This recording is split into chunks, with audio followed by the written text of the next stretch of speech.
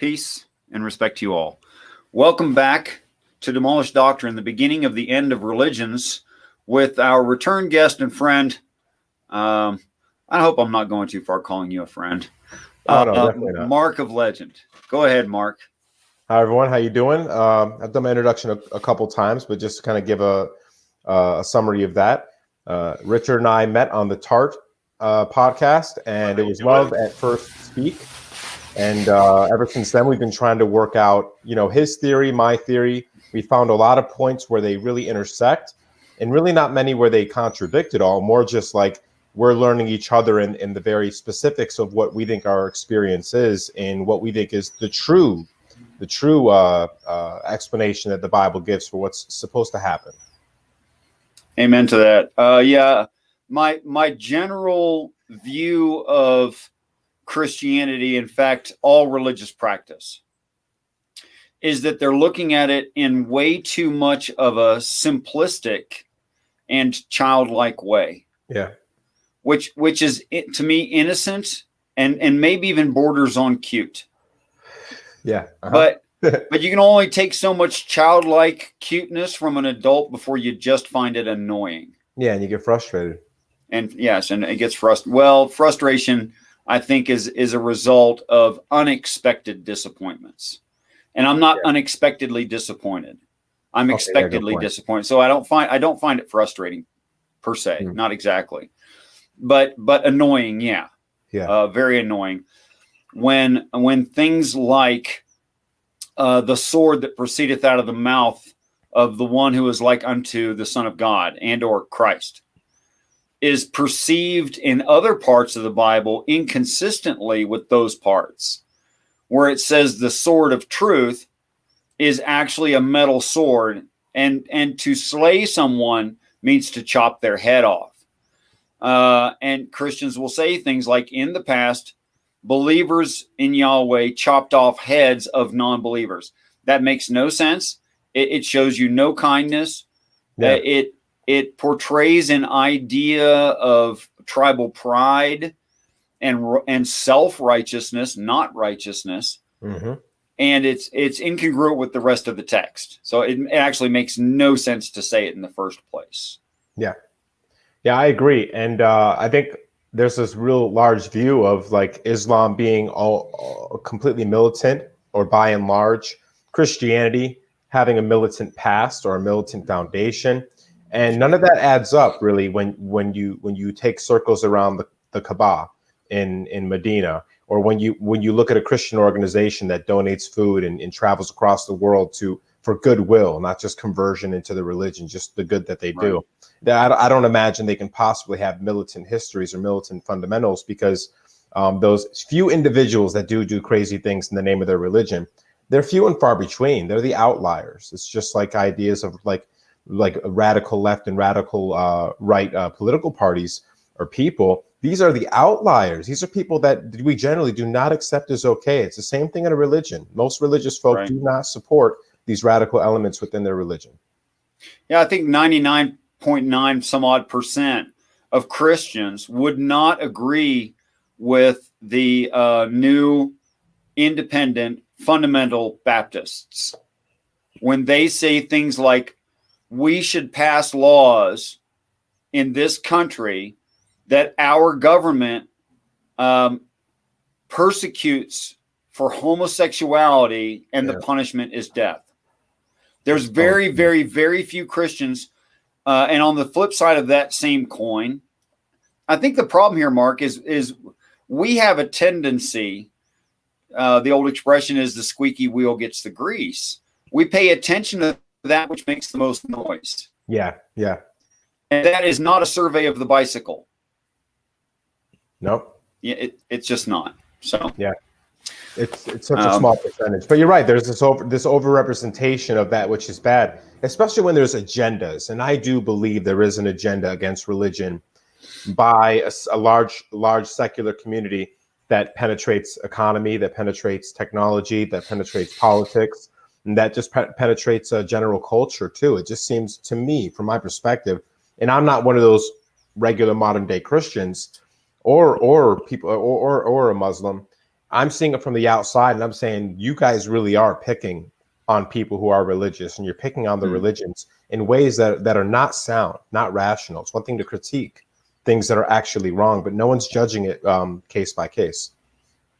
I've said it before, I'll say it again. If you want an honest conversation from a religious point of view that you represent with someone who does not share that point of view, but an honest conversation anyway, I would go to the Empathetic Atheist show. It's the only occurrence of this that I know of.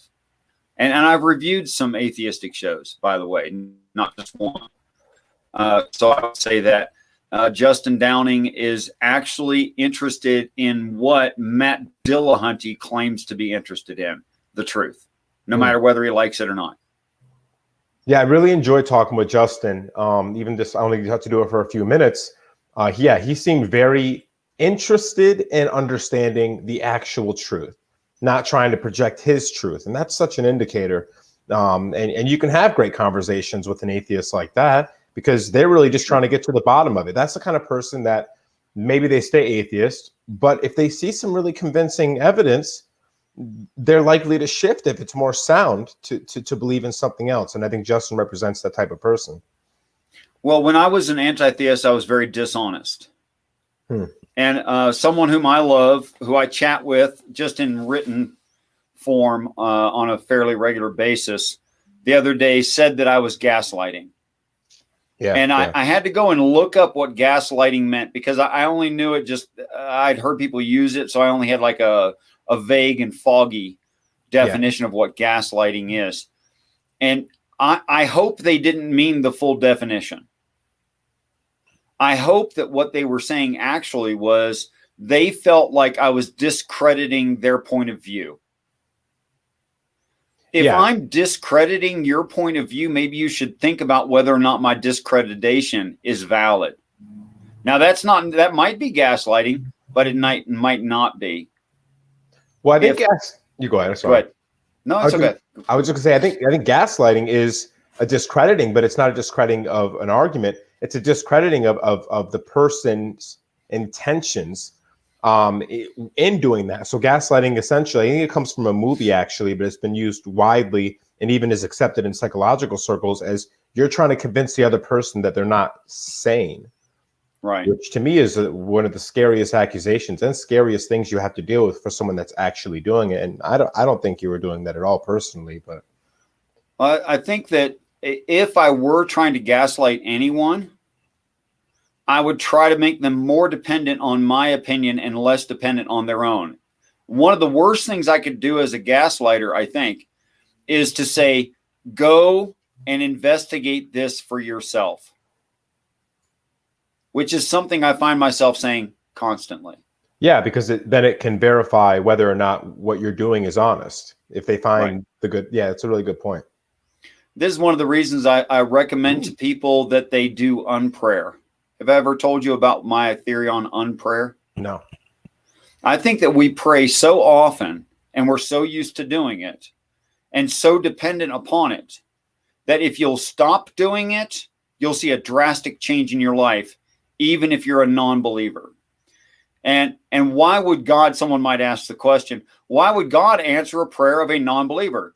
Because God still loves that non-believer. Yeah.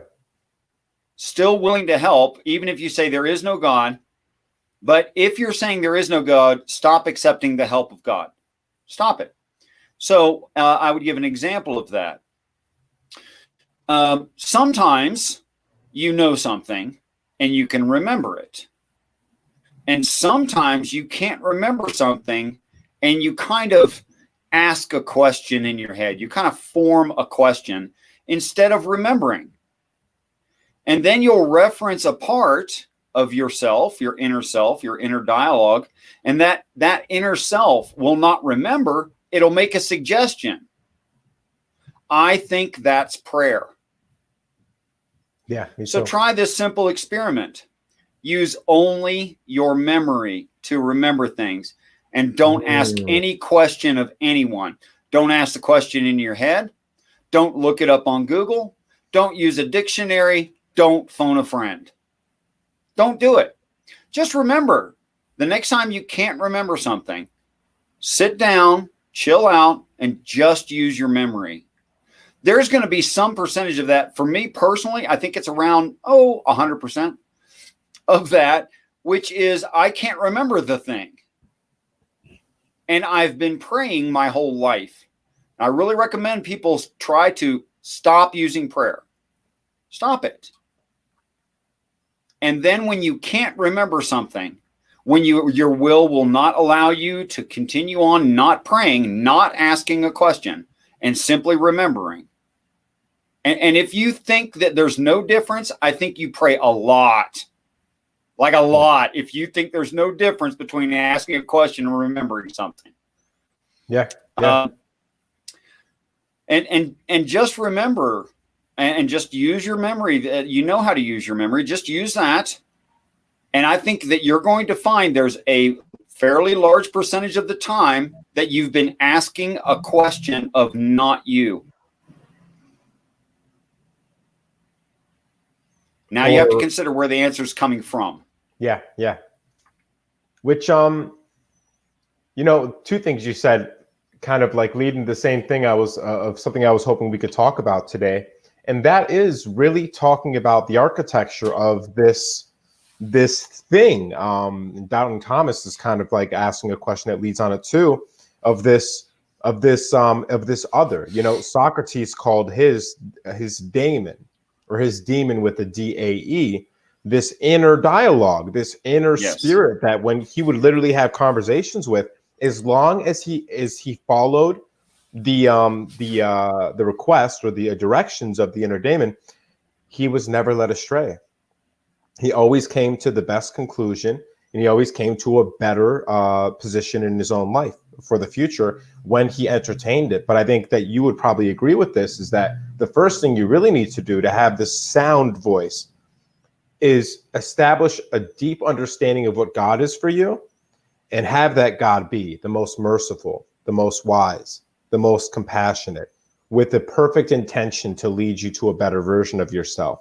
All those things I think need to be in place in a very deep foundation in your mind and heart, because if you're believing in a darker spirit, and you pray to that spirit, whatever qualities that spirit has because you've developed it, or you've adopted a spirit somebody else used for bad stuff, you're going to get back some bad stuff if you allow that to be your inner voice, or if there's competing voices. What would you say to that?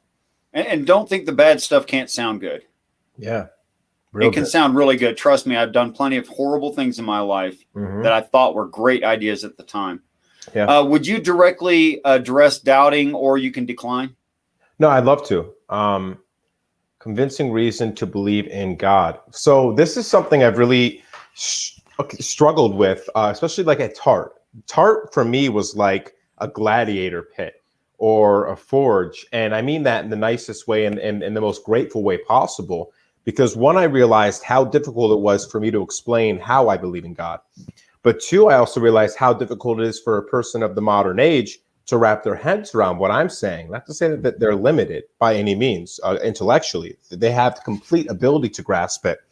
But there's a refusal because of a pre-existing belief of God, what it is, and just wanting to play for your team and stay on that team. And so, Doubting Thomas, I would say before I explain, because I do want to give an explanation, abandon everything you've ever been told about a God by other people who say they're experts. They're not. We can almost assure you of that. I don't think anyone's an expert, right? We're all trying to understand this transcendent idea. And two, consider the possibility of accepting this, not because you need to be subservient to a higher power because they're like, you have to obey me. More like, what if there's a utility in it? It's like buying your boss donuts on Monday. Right, that might give you an edge, or bringing the apple to the teacher. What if there's an advantage there, not because you're bribing the teacher or the boss, because you're just doing something kind and accepting that they're above you intellectually. So make sure it's not your own hubris that disallows you to put something in this universe higher than you, not in a way that makes you subservient, but a way that makes you wise to how the universe actually works, and to not stop imagining human beings as the most powerful, intelligent, important thing, or imagine you as the individual as the protagonist in a story where there's 8 billion antagonists around you.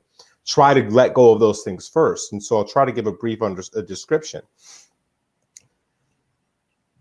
At the very core, I think there's different things that we've called God that are actually different fundamental functions of the universe. The first one is potential. The entire universe itself can be broken down at the very basis of what we see in quantum physics as this sort of prima material, this one thing that has entered into the universe and broken itself up into first 18 subatomic particles and four known forces of nature, which then do a little dance and make reality happen. On one level, I think there's some religions that would refer to that itself as God, all things known and unknown in the universe. Okay. Yes. Doubting Thomas, I don't think you're going to disagree. I think you're going to find that to be 100% convincing explanation of God. What am I saying? I'm saying there's no difference between certain people calling God and the very nature of the universe and all its pieces. So on one level, you can't disprove that God is real. I'm just calling it God, or Buddhism is calling it Brahma, and you're probably calling it what the scientists literally call it, everything. That's literally what they call it. All things known and unknown in the universe, scientists, physics, whatever, call that everything. So it's actually just two different words that mean the same thing. You can't disagree with that God. That God exists. What Richard and I have argued is when me and Richard are talking, off camera, on camera, but even more off camera, because we just get more candid with our deeper beliefs, right? These things that we have to break down in a long conversation, we can just have a conversation. When we're talking about God, we're talking about this merciful, beautiful, wise being that wants the best for us. We create actual frequency waves, which manifest those ideas inside and outside of ourselves. And when we agree on that, we both inspire each other to then go act in the world as merciful, loving, compassionate people. So in that way, God will be what's called a thought form. And so me and Richard create a thought form where we have a lot of congruency in what we believe God is. And then that God, because we're talking about it in a philosophical way, inspires us to act practically on the basis of those beliefs of things we think are good. Okay, that's, I guess, one way to explain it. Richard may have a little more to add or maybe disagree with some of that, but that's another thing. Now, that's just, it's another concept shift. We're not talking about Sky Daddy yet. We're not talking about man in the clouds yet. We're talking about what can the human consciousness produce out of thought? And is there a place in the universe where thought actually takes form? And is there a collective spirit that manifests out of the consensus of the human being what they believe God is, or if they don't believe God exists at all? Nietzsche declared when God was dead, he says, God is dead and there's not enough water to wash the blood off our hands. He also said that there'd be hundreds of millions of deaths that would occur because of the death of God. And guess what? He was spot on. Hundreds of millions of people died in atheistic movements. Now, they weren't primarily atheistic, but the movements themselves that led to these hundreds of millions of deaths were atheistic by nature. They attacked religion, they attacked church, they attacked God. They got rid of all those things, and then they got rid of 100 million people. And so in that sense, the lack of belief of God led to much death, right? So, I mean, I want Richard to jump in too and explain what he thinks, but that's sort of my explanation of two forms of God. And so you're saying it's a conceptual shift. It's not me trying to convince you a Sky Daddy yet.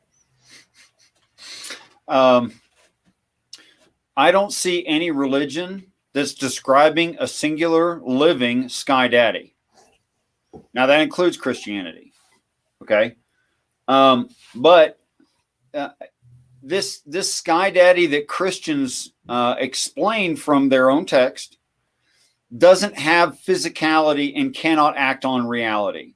However, living beings with flesh who agree have made a contract to look at things a certain way, and they agree on those things, acting on reality, are able to affect actual reality. So could I colloquially or expressively say, God changed trees? Yeah, I can. Because there have been nut farmers who agreed it would be good to splice the English walnut to the American walnut because the English walnut tree has a better root system, but the American walnut production in the top of the tree tastes better. Did that improve the walnut? Objectively, like almost everybody agrees, that's a better walnut. It grows in more places. You just got to splice two trees together. So did God change the walnut? Absolutely. Okay, now let's get specific on what I mean by God and the important aspects of God, not just changing walnut trees. Love, empathy, respect, compassion, action. These kinds of things are repercussions that we all, or a lot of us, agree upon and try to act in our everyday lives if we have enough resources and we're not too scared. Okay? So when a person has enough resources and they're not too fearful, they'll give things away that you'd say, well, why'd you give that away? You can't really afford it. I'll make another one. I'll earn another one. I'll whatever. Okay.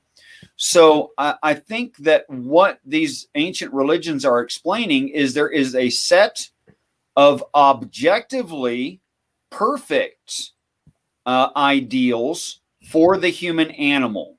Mm-hmm. Now they say that based on maybe millions or even billions of years of experience of being human animals.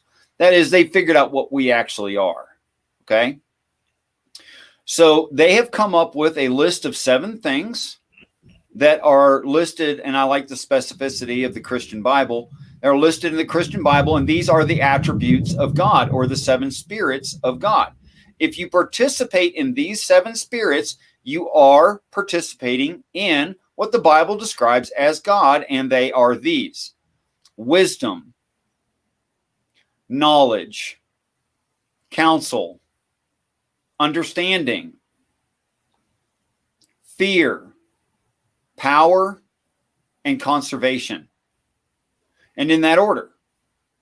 Now they start base and they get more defined. All of them of equal importance. After all, how would you learn what you should understand without the wisdom to know what you should learn? So wisdom is the first thing a human needs. I mean, you can verify any thought or expression or feeling. You can look up on YouTube flying cats. You'll find flying cats. There are no flying cats. And you can verify flying cats just the same. Okay? So the wisdom would be, oh, this is a joke. There are no flying cats. That would be your wisdom. But it gets a lot more defined and subtle than that, of course. What is my best evidence that there is this God? Well, it's kind of assuming Christian doctrine to say God itself would communicate with me. However, those who participate in God could communicate with me if they're living beings having flesh and the ability to communicate. Okay? So if I receive information, and information is habitually associated to conscious mind, and I receive information, I have to assume there's some other conscious mind involved. Now, if that information is falsifiable in reality and I try to falsify it, I find it to be true, then it's actualized, it's real. Okay? So it's real or true information. So if true information is given to me that the planet is not privy to, then it also was not learned by me accidentally. Okay, so I have at least one example of true information that was given to me to show this thing is true as a matter of testimony. Now that's falsifiable by science. Anybody can say, I don't, how do you know that? I don't care. That's a genetic fallacy. Well, what have you learned? I don't care. It doesn't matter my education background. That is an appeal to authority saying I don't have authority. Fine. Okay, I'm not an authority. But the real question is the information true and could I have invented it? Those are the right questions. Okay, the information is true and I could not have invented it. Now, the repercussions of that are there's another intelligence not on this earth who's able to communicate with beings on this earth. That's the repercussions of it. Now we can get into who is this being and why would they bother. Well, now I can talk about war tactics and interpersonal relationships and developing relationship and trust. That's the best evidence I have that there is some God. Yeah, and Thomas, I think what Richard and I would both probably agree on is that a lot of people focus on this. There is this one God. Maybe they're metaphysical, maybe they're physical, local in the universe somewhere. What we're arguing is that not only is when you hear God, that has actually been condensed out of several different things throughout history and throughout time, or yeah, same thing, and throughout religions, where you have, for instance, the Brahma, which is just the universe itself, right? Then you have what Richard's talking about in the last thing I spoke of, which is an ecosystem of non-physical, non-local consciousness, which could be what the Jung called the overmind, right? What I think Richard kind of refers to as the Tao or animal God of the human species. What we're arguing for here is there's a lot of evidence to suggest there's something non-local and conscious that can guide individuals and a species, and that there is some invisible aspects of how the practical world is created through our thought process. You think about the 100th monkey theory, or where they taught the monkey on the mainland a particular skill, and the monkeys on an island immediately started doing the same like very specific, like more human, like taught, like using a tool. They were able to, they just picked up on it as soon as the monkeys on the mainland did it. They didn't have to be taught on the island. Something's happening there. We're arguing that this is one of the definitions of God from way back in the day, is that there is some sort of non-local intelligence created. Once a species starts to become more and more conscious, they sort of condense the spirit. What we're asking for is basically at least explore the idea that there's more there than you can think of. And also, don't simplify God into a Yahweh, into some local entity, right? Try to expand your understanding of what God means, because what Richard says there is what God means is it's largely philosophical, and you might relate it to secular humanism. But secular humanism is an individual motivation, not a collective motivation. The thing God does that secular humanism can't do is it condenses all of these beliefs of what's the best way to be into one object or one word, let's call it God, which then motivates all people to act righteous in their own right, but then act righteous as a collective on an agreeable term, which may also transcend into some sort of phenomenon that's happening over the entire species, as what, like I said, Jung might call the overmind. Does that make sense, Rich? Is that kind of along the same lines as what you believe? I don't know. I'm awfully biased and already understand too much of what you're about to say. So does it make sense to me? Yeah. Yeah, it makes sense to me. Yes. I'm not sure it makes sense to others. I can't vouch for that. Yeah, and that's, I guess, the biggest struggle I have is that when I say what I'm saying, I feel like I'm saying it pretty, I know I have to use pretty in technical terms and rely on a lot of the things I've read, very specific technical things that I've read. You do too. But I feel like I'm simplifying it and explaining it thoroughly enough that at the very least, people can pick up on enough of it to do their own investigation. What I find, though, in response to this is usually just an argument. Not an argument to push the information further, an argument to denounce whatever I'm saying. And you see a lot of that with, I think people are failing to be investigative. It's one thing to say I'm saying something too complicated and to explain it more. I'll do that any day of the week. It's another thing to say, no, that's nonsense, and then leave it at that. It says, me and Richard just were very articulate in what we were talking about for the last 10 minutes when Thomas gave that. We were very happy to explain ourselves.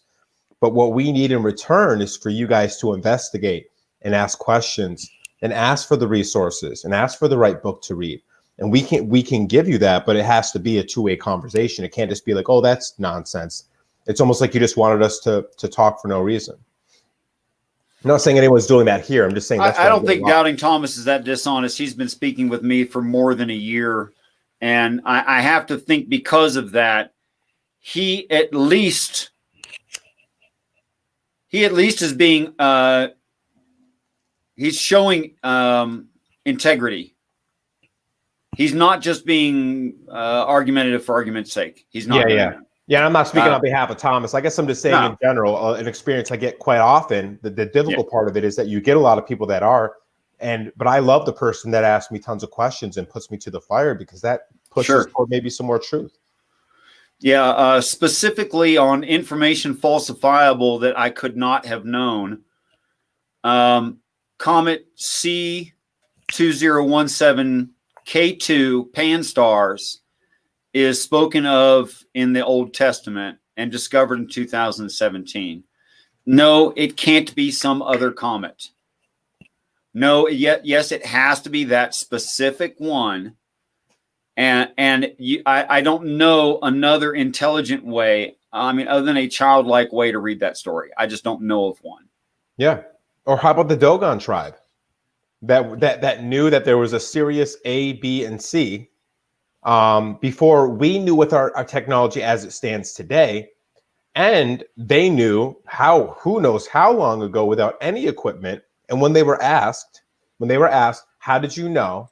They basically said their God told them. It came down from the heavens and told them there were these 3 stars.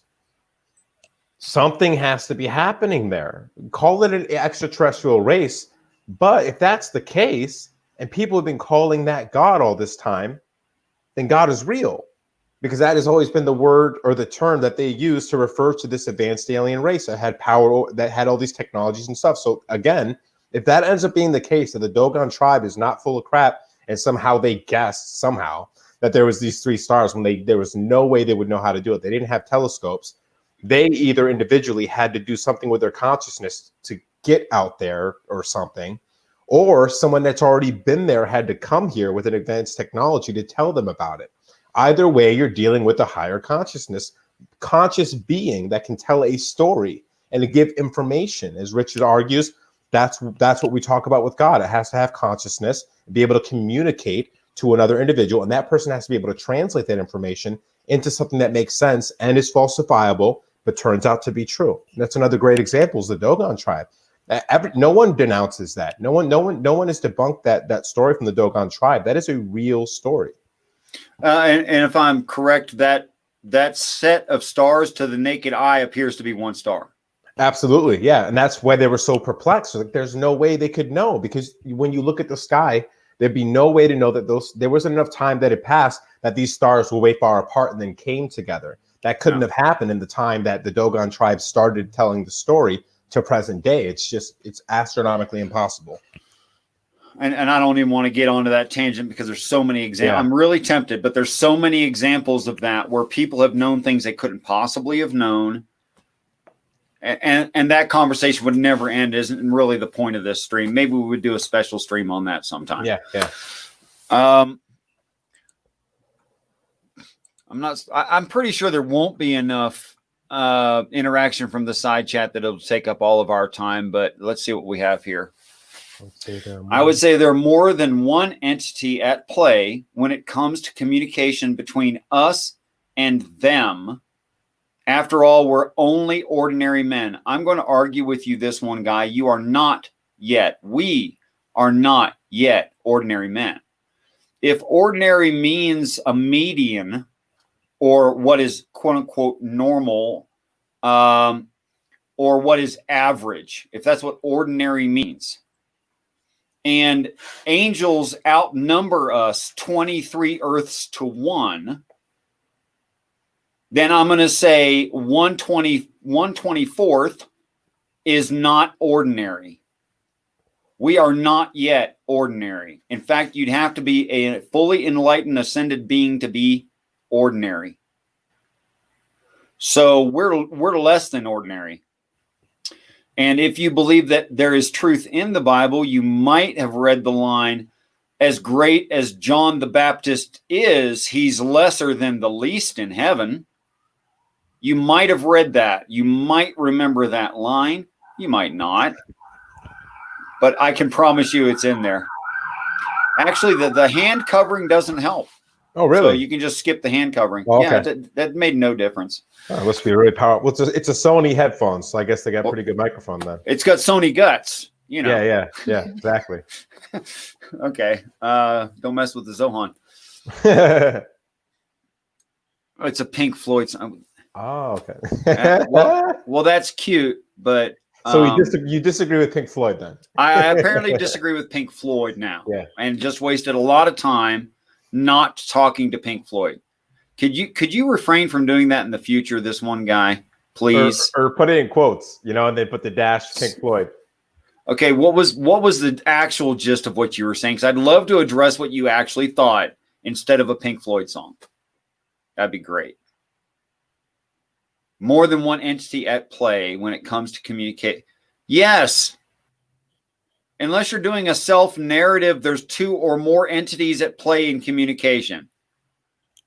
And in order for it to be perfectly only a self-narrative, no one has to ever read it. It has to be that no one ever finds it and reads it. It's the only way you're talking to yourself. Okay. Yeah. So yes, there's more than one entity at play. In fact, any individual human being can be an entity on that, right? We talk about twins finishing each other's sentences, you getting those feelings before someone calls, or if someone is in danger in your family, you'll get a feeling and you call and you find out it actually is true. The dog knowing that the owner will be home soon.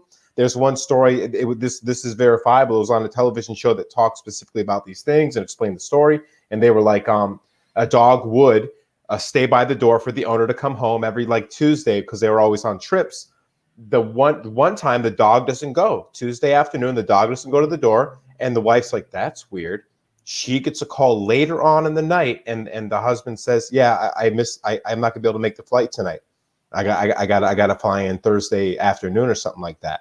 Somehow the dog knew. I mean, that's what I would say. Of course, it's not absolutely for certain that it did, but if the dog religiously was there every single Tuesday to make sure, the one time the dog acts like he's not coming home, he doesn't, and for a very good reason. I think any entity consciously is at play. Plus, as Richard and I would argue, ones that aren't a member of the human race are also at play. I would say so. The 100th monkey, etc. Yeah. Rats. A species of rat introduced to a new maze. You can train a group of rats on that maze and then send the build to another laboratory where rats have never seen it. Someone builds that maze and presents their group of rats to that maze, to a new group of rats. The new group will pick up on time the amount of time it takes them to complete the maze, wherever the last group left off. Now, those are not rats messing with scientists. Okay? Yeah. It's not what's going on there. It's not rats being cheeky or making a joke. That's not what's going on. They don't have cell phones that they're calling. They're not calling each other. No. Yeah. They're not secretly on the internet at night when you shut down the lab. That's not what's going. It's not. Okay. Anyway. So I think that's fair for you and I, from all the conversation going forward, to make that right there an assumed truth, that there is something extra physical, non-local. There's an extra physical, non-local communication occurring between members of species, and sometimes different members of different cross species. So that's a given at this point, in my opinion. Where it goes into a higher form is when we articulate or try to hypothesize what exactly the thing is doing it, the mode of communication, if there's an intermediary or a medium. But we know for certain there is something non-physical, non-local communication occurring that doesn't involve our technologies that we've created. A technology within us is communicating. That's an assumed given, I think, from here on out. I think we've articulated well enough that let's, from here on out, start there and move the conversation forward as a speculation. Okay, so if that, which is true, then what? Well, first of all, it makes good sense if you had high enough technology to develop that in animals that were servants of yours. Yeah. It totally makes sense to do that quite on purpose if you were able to. Yeah, for instance, you wouldn't want servants fighting amongst each other all the time and not working. So if let's say how have we used that on this earth? Let's take a pack of huskies pulling a sleigh. Yes, they have to establish who's in charge amongst themselves, not just the owner of them. They've already established that the owner's in charge overall. But then beyond that, they'll establish things for themselves and within the pack. They'll establish things like water drinking order, eating order, how close to the fire they get to lay. They'll establish all that stuff. They'll have ground rules. And none of that, although some of it is physically violent, a lot of it is taken for granted and understood without physical violence. Now, how do they understand that? Because it's not all body language, right? No, it's not all body language and violence. It's not.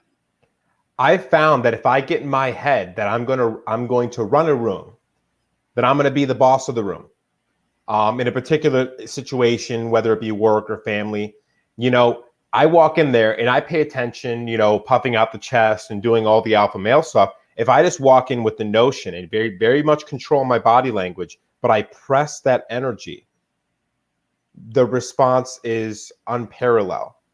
How people start acting around me as a result. Now, of course, I'll start enacting those things, producing more serotonin, better body posture, puffing out the chest, was opening up my torso because I'm not afraid and all that. I know all those body language indicators of the alpha male, but there is some other non-communicative, not verbal, not nonverbal communication that's occurring, which really sets the order and the hierarchy in rooms, in situations, in family units, everything. I don't personally, I've only learned about the kinds of things you're referring to right now very, very recently, but I don't employ them. And there's a really good reason I don't employ them. I really feel like most people aren't going to get what I'm saying, and I don't want them to. Now, that might sound mean, but the truth is, if you're going to get this, you're going to get this with or without me. I'm here to help if I can help. But what I'm not here to do is to convince you to get this. I'm not doing it. Yeah. I've gotten there just recently. My whole life, I've not tried to convince a theory of how I see the world, more like try to convince people the necessity, importance of keeping your mind open for things we have yet to discover. And also understanding that there is a perfect or great way to conduct oneself as a particular individual based on how our species operates, based on how our brain is built, based on how our bodies are built, and based on how that affects the material world. I think those are important for the betterment of society. But I think I'm with you right now where I'm looking at our civilization, and I'm not sure that there's ever going to be enough time to convince anybody of a philosophy or enough people of a philosophy on this planet to turn back what's already started. And of course, I think you have a pretty compelling theory as to why that is, because it was meant to be, because we were meant to get to this place. And I'm starting to also be convinced of that. Or there is no God. We are the conscious experiment and the only one in the universe, and we're pretty fucking screwed. But sorry to swear, you know what I mean? But it's I 18 think plus only. It's fine. Okay, I didn't know if that messed with the YouTube algo. No, it won't. Okay, I'm not doing it to be decent. I'm a sailor. You know what I mean? So yeah, but so for me, it's like it's just common sense to entertain it, because if you don't, you're actually contributing to the problem. Two huge problems we have now is that we become too close-minded and too convinced of our own beliefs as they stand now, which is extremely ignorant thing. If you look at the Dunning-Kruger effect, the more you think you know, the less you probably actually know. Now that's a very scientific nation of, if you don't think you know much, you'll work harder to explore new ideas, and your mind will be open to accept new things. If you close yourself off to thinking you got the answers, not only are you at a disadvantage yourself, but you're disadvantaging the entire community, because you no longer become a focal point of change and progression for the entire community. You block off any new conversation when you're there. right? You disallow for the transcendence of new truth to enter into your life and into the life of any community structure you're in. So right there, you're hurting people. If you don't believe there is a great way or a best way to conduct yourself as an individual, you're being illogical again. There is a right way to have an open conversation. There's a right way to build a desk. There's a best way to swim. Michael Phelps figured that out, right? Like there's a best way for all things, whether it be physical applications or mental, psychological applications in family life, in friend life, in romantic life, and in community life. It's just by logic. So to not accept those two things, regardless of how you want to believe God is in the equation, you're putting yourself at an incredible disadvantage. But I'm with you. I believe what I believe now, and I conduct my life that way. And I've never been more happy, less guilt-ridden, less angry, less sad. I've also never been so grateful and happy for being alive. There's so many benefits. I think you can attest to that too. And you'll find that with anyone that takes it this far, is their meaning increases, their gratitude, their happiness, their love, their sadness and guilt. That stuff gets shed away because you see what that really is and you're able to let it go. There's all good coming out of this, regardless of what you want to think God is. I think that is so important. I'd like to give a definition of guilt. Okay. Guilt is regret of things you didn't know when you acted. But part of learning is making mistakes, realizing they're a mistake, and not repeating them. So I would have to ask, how would you learn without mistakes? And why would you feel guilty about not knowing something before you knew it?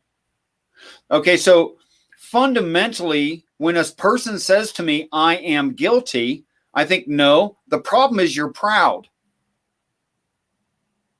Wow. Like you should have known it before you could know it. Yeah. Like, what the hell are you talking about? You're not perfect. Yeah. Why are you assuming guilt? Yeah. So guilt's a pride problem. Yeah. And speaking of demolishing doctrine, right? So you have the sin to salvation model, which has been our 2,000-year model, going exactly against the words of Christ, by the way. You have your sin. Yeah. You have your sin. And he just happens to ironically be the transcendental object of that ideology. It's all lies, right? That's why Richard tries to demolish this doctrine, because it's not good for us. It's very, very mentally ill, psychologically destructive. Sin salvation is this idea that there's something wrong with you because you make mistakes. It's so stupid. If God made us a certain way, and then we messed up, and he's like, ugh, what's wrong with you? He made you that way. Isn't that his fault? I mean, come on. It would be his fault. It would have nothing to do with you. If you disobeyed God, he made you to disobey him. So right there, either God's a complete lunatic, narcissist, or idiot, or we interpreted it wrong. You look at the Gnostic Christianic belief that was also occurring at the turn from BC to AD, and they believed the problem was ignorance to enlightenment. And we all know that's a far more logical way to see these things. And I imagine Christ, if he lived back then, if we're still referring it to it that way, or if Christ is a future entity, if they were so infinitely wise, they'd understand how the human being works, and they would say the same thing. There's things you don't know, and when you don't know them, it causes problems. That's why the Babylonians said evil and lie are the same thing, because misunderstanding, getting bad information, or not understanding the world leads to suffering. But if you knew how everything worked in the world, things would flow. Like golden bricks would be laid before every road or sidewalk you walked on. If you knew everything about how the universe works and how to conduct it effectively, you'd be a billionaire tomorrow. You'd be able to understand exactly how lottery numbers are drawn. And you'd be able to play everyone tomorrow and become a millionaire or billionaire. Everything is a matter of a lack of knowledge or wisdom. And like Rich said, the guilt is just, you holding yourself too high. Holding yourself on this high pedestal like you're supposed to know. Or where I find guilt too is like, if I've made mistakes in the past, I feel bad for how that person feels, because I turn the tables on myself and say, what if someone did that to me? But at the same time, it's still a matter of I didn't know better, right? Even people who like hurting people, they don't know better, who like revenge, right? It makes them like it's kind of a mean, bad thing to do, but it's their lack of wisdom of why that's not good and why they're resorting to the wrong type of cathartic experience by seeking revenge instead of just communicating and saying, hey, you hurt me. That hurt. You know what I mean? And I just want to get through this kind of thing. Brother John, so you understand, when I say God, I mean a set of ideals. If you're trying to say that, okay, first of all, if that God doesn't exist, the conversation is pointless. If we're going to have the conversation, we have to assume that God exists in order to have the conversation. So in an internal critique, it makes no sense to say, or that God doesn't exist. Well, then there's no conversation. But when I say God and when I see what is described as God in the Christian Bible, which no Christian describes anywhere that I've met, it's a set of ideals. That is wisdom, knowledge, counsel, understanding, fear, power, and conservation. Those are ideals. If you're trying to tell me ideals don't exist, we can talk about that. If you're trying to tell me that those particular ideals are not good for human beings, listen to them again. Wisdom. Bathroom break. Yes, sir. Wisdom, knowledge, counsel, understanding, fear, power, and conservation. Those sound pretty good. Unless you're saying they don't sound pretty good, which we could talk about it. Can you discuss God outside of the Bible? Yeah, we can talk about what is God universally. And I don't see why I should adopt the reading frame of Christians who are deeply biased and makes no sense talking about their own text. Whereas when I read it, it doesn't say the things they say it says. So I'm going to say something that's going to sound proud, but it's just I was ignorant. I was never taught how to read the Bible. I didn't have preconceived notions about what it's trying to say. And then when I read it, I saw something that I hear no Christian talking about. It's obvious in the text. There's absolutely zero of the text I'm ignoring, and it makes sense in reality. Now, you can say that you don't care that things make sense in reality or not. That's fine. But what the Christians describe is not what the Bible is. Why? They're extremely biased and they're following a tradition. They can follow that tradition if they want. I don't see it that way. I don't know how they keep it. Like, how can you say, and some of these are obvious, how can you possibly say God is love, go murder the Canaanites? I'm sorry. Did I miss something? Did I just totally miss something?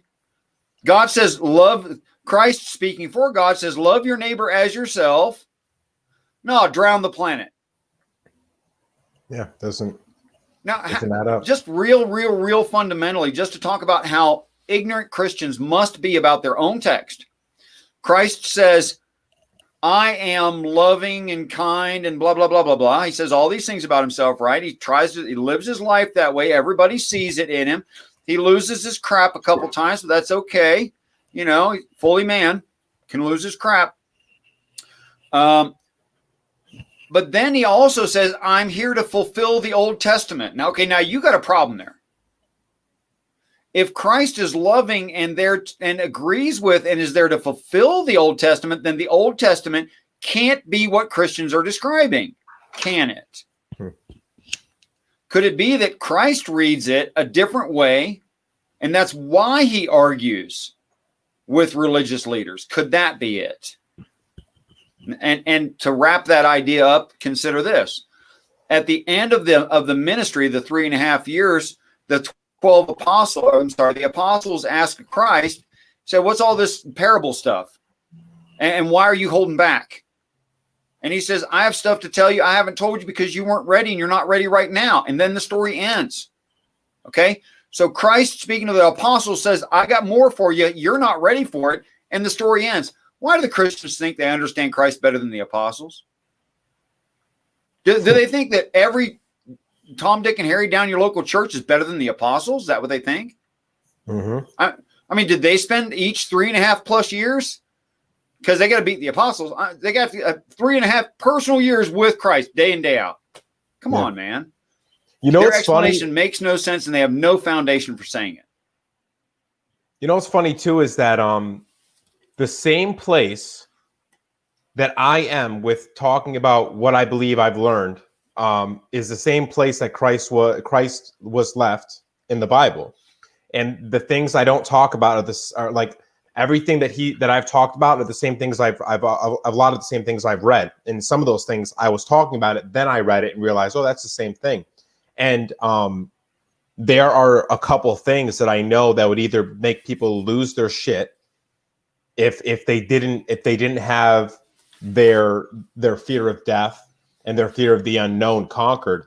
And so I don't talk about those things. There's certain practices that I can teach that if I teach the person and they're not ready, they can literally lose their mind because they realize the nature of our reality. So I so connect with that line because I didn't know that line was in the Bible till you discussed it about there being things that I have not told you yet. But there's some things that I learned through my voyage that I'm like, I know that I'd be personally responsible for that person's well-being and mental health and physical health if I told them and their life changed in a way that wasn't good for them. So I think that's pretty fascinating. There are, as much as God is. When you say that, Mark, do you mean like pulling someone's foundational beliefs out from underneath them and not giving them a safety net to land on comfortably can kill them? In which case, I'll agree with you. It's dangerous. Yeah.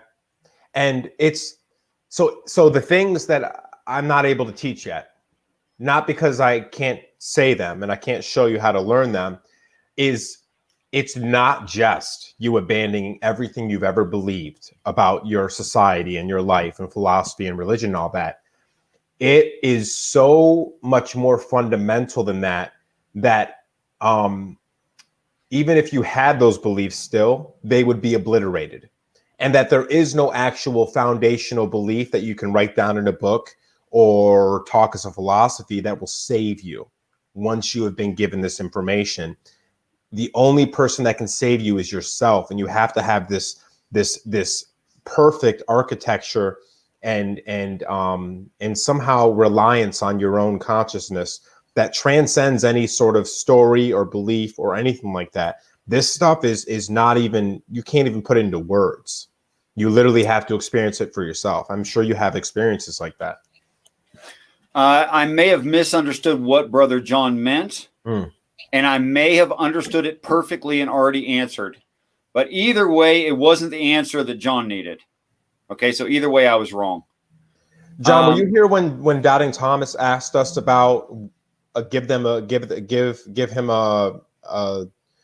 reasonable explanation for God, like why we believe in God? Were you there for that? Because I feel like that would answer the question he's asking now. I don't know. I didn't mean I'm not going to make him. I'm not going to make him back up the video. I'll just say what I believe. But okay, so you wrote like 6 or 7 in a row there. I'm not actually counting. It might be 8.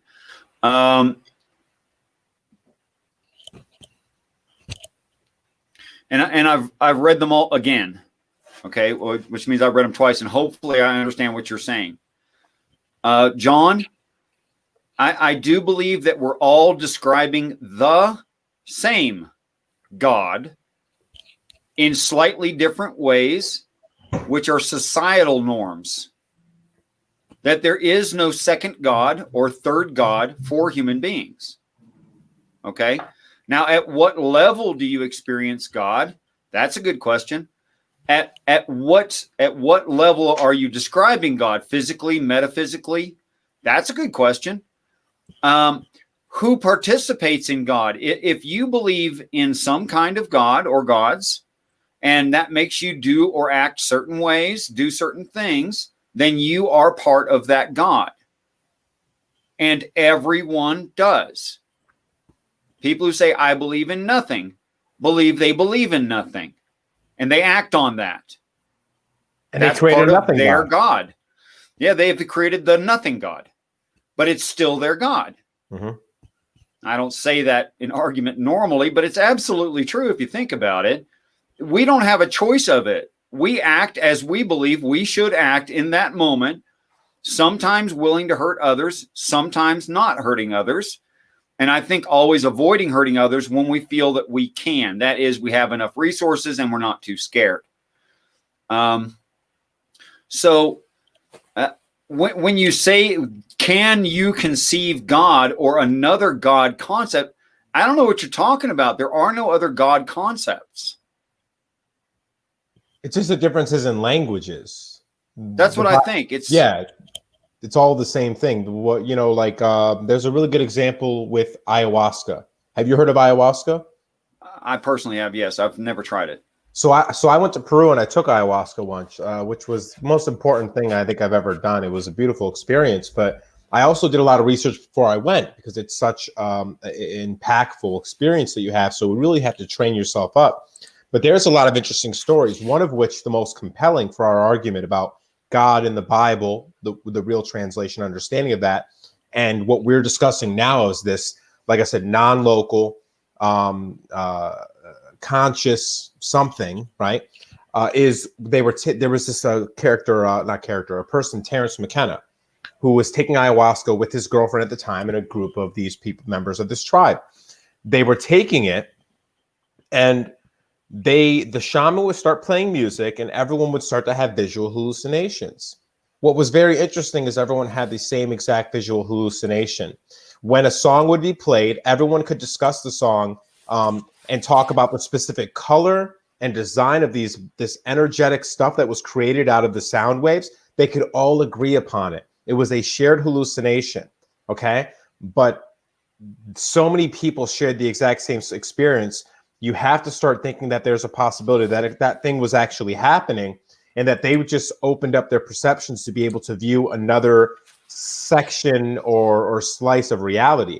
Another time they were taking it, and his girlfriend, there was one of the tribesmen who was kind of a troublemaker and was kind of ruining the experience by trying to sing over the shaman who was singing, and she glared at him. She kind of glared at him like, what's wrong with this guy, right?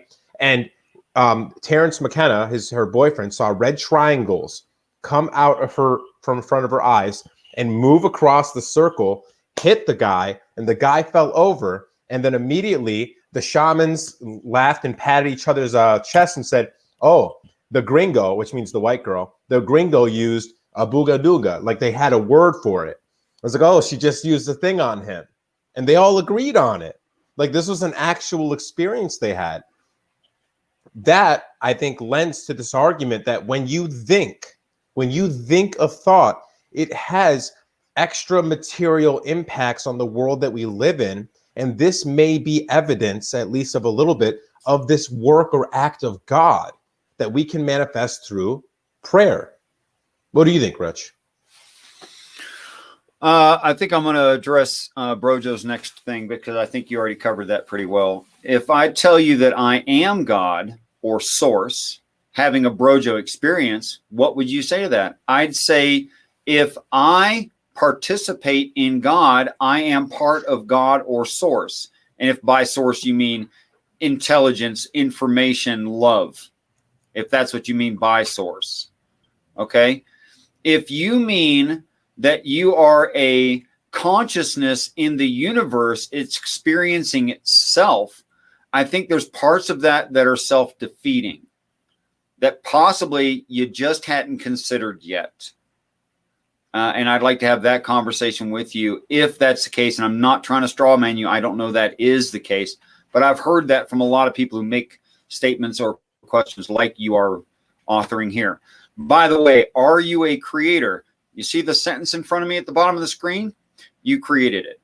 You are a creator. That's a fact. There's no two ways about it.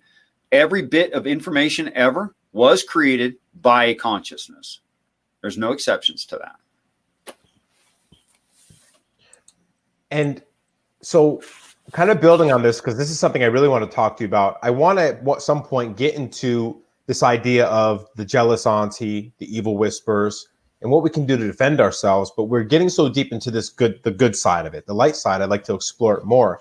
So I think what we've discussed so far, we might be able to argue that what you believe to be God sort of becomes your God, and that may actually have like real consequences in our reality. possibly unseen, but that can become seen. Like if you get up every day and say, I'm going to be happy, I'm going to be happy, you're going to tend to get more happy. You're convincing your brain of it and possibly this extra dimensional or extra material thing. So if that's the case, talk maybe referencing the flat foot thing where you developed an arch in your foot, or the way I used to do Reiki healing for people, or the way I could say, I'm going to get smarter. And then within 3 days, my brain, like I used to do this meditation, my brain would start to be able to compute and understand things that it was overwhelming. I had to stop the meditation because I was understanding things too deeply that it was freaking me out. If what Richard and I are arguing is true to some extent, and you can create God in a sense, or believe in or connect with a God that many people are believing, that empowers you, and that can have physical and mental effects on your well-being and your growth. Absolutely. Why not give it a shot? Why not try that? And what are the limitations? What can our minds and bodies do if we connect to some higher thing and then believe it every day and sustain pray for the movement in that direction? What if wounds can be healed, right? Like, what is the placebo effect? It's a real effect. What if this stuff is all the same and you're actually able to think yourself physically and mentally into new states? Well, it's obviously true that if a pharmaceutical company develops a new drug, they have to have not just this dosage for this group, this dosage for this group, this dosage for that group. No, they have to have a control group who gets nothing. And there is going to be a placebo group. They have no choice about it, where people think they're taking the drug and do actually get better. Now, the only question left in the placebo group, which will happen, is, was it their positive attitude about themselves improved by a medication they weren't taking? Or were they thinking they were the kind of person who needs medication because they generally feel bad all the time? It's the only question left. Yep, precisely. But it's definitely one of those two things. It can't be something else. Yeah. And so I wonder why this isn't front page news every day until we start actually taking advantage of the placebo effect on a daily basis.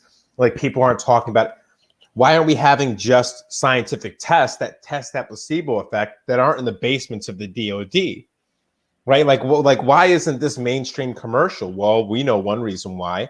Pharmaceutical companies wouldn't exist so well. They wouldn't be doing too hot if people knew that if you ate right and thought right, you could avoid most disease and illness, for instance.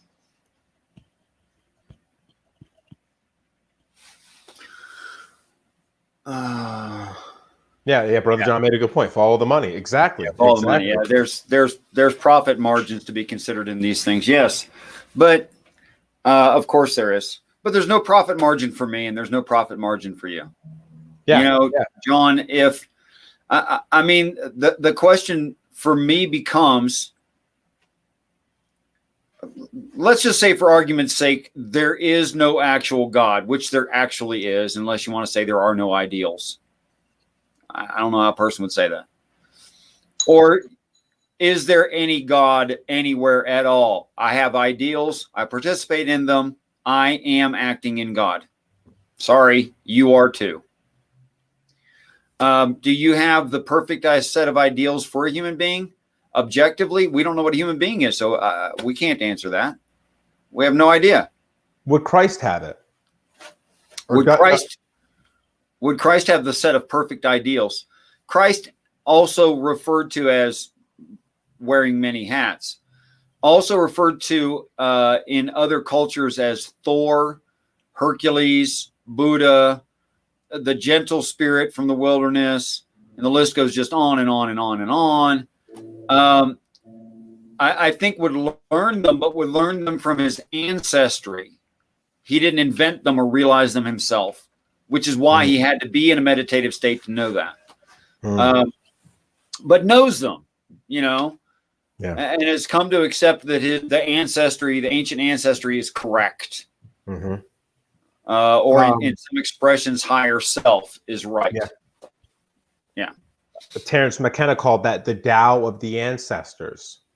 He talks about like when you pick up a coffee cup, you're picking up the coffee cup based on the way all of your ancestors did, who developed a more divine way to do something as simple as that. We developed this divine way partially through regular genetics, but like possibly this epigenetics, or possibly being able to consciously access your own genetic memory, or maybe something, a non-physical frequency energy that resonates off of the species. Like, it seems that any one individual could have been Christ had they understood everything and followed through with the practical measures, like the meditation under the Bodhi tree. Like you said, you had to enter into meditation. We all have the tools to do it, but only one would. I think with this idea of the only one has less to do with there's only one person that could have ever been fit to do it, and more like when you're running a race, one person wins first. Yeah, it's whichever one becomes enlightened first. That's the question. Yeah. It's not that everyone doesn't become enlightened. That's not it. Yeah, man. Amen. That's why the Bible calls Christ the first begotten of the group who will die, the first begotten of the dead. That's why it calls him that. What does that mean, the first begotten of the group that will die? Well, they will die if they don't repent of their old traditional views on. They've got to become enlightened, or else they will stay on the planet. They won't accept they won't accept the quickening. They won't accept heaven. They won't accept the ancient ancestors. They won't accept anything. Wow. So they're going to die, literally. Yeah.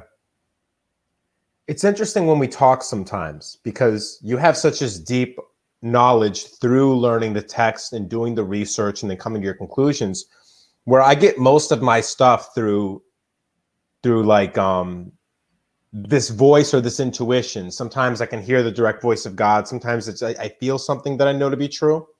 And everything you just said, there's things I've felt like I've known to be true, but I didn't do the coursework to link it to the text. I've got bad news for you, Brother Mark. I didn't either. Oh, really? Okay. All right. I didn't either. It's just the context that I've adopted, and it works in the text, and this is what it describes. Wow. I'm just talking from the context. Well, that makes it even more interesting, right? Because you and I both came to the same conclusions. Yeah, I know. And we didn't go to the same school. We didn't read the same books at the same time. We lived very different lives, and right down to the minute detail of what you just said is what I believe to be true and how it happens. This is, I know that's how it happens, but it's exactly what the story describes. Yeah. It's so beautiful to be in the true church with you right now, man. You too, brother. So, I mean, I've said it several times. I'm probably going to say it several more times. And for those who've heard it, I apologize. But look, your average practitioner is following a tradition. That is, they're following the law. When the Bible says stop following the law and accept grace, what it means is, look, guys, this ain't really what it says. You're just following a tradition, and that's the problem. And I've labeled it. I think it's a pretty decent label. I don't know.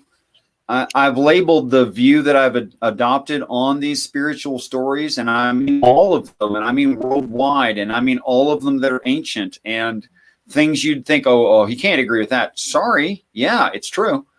It's why I've labeled it cryptic.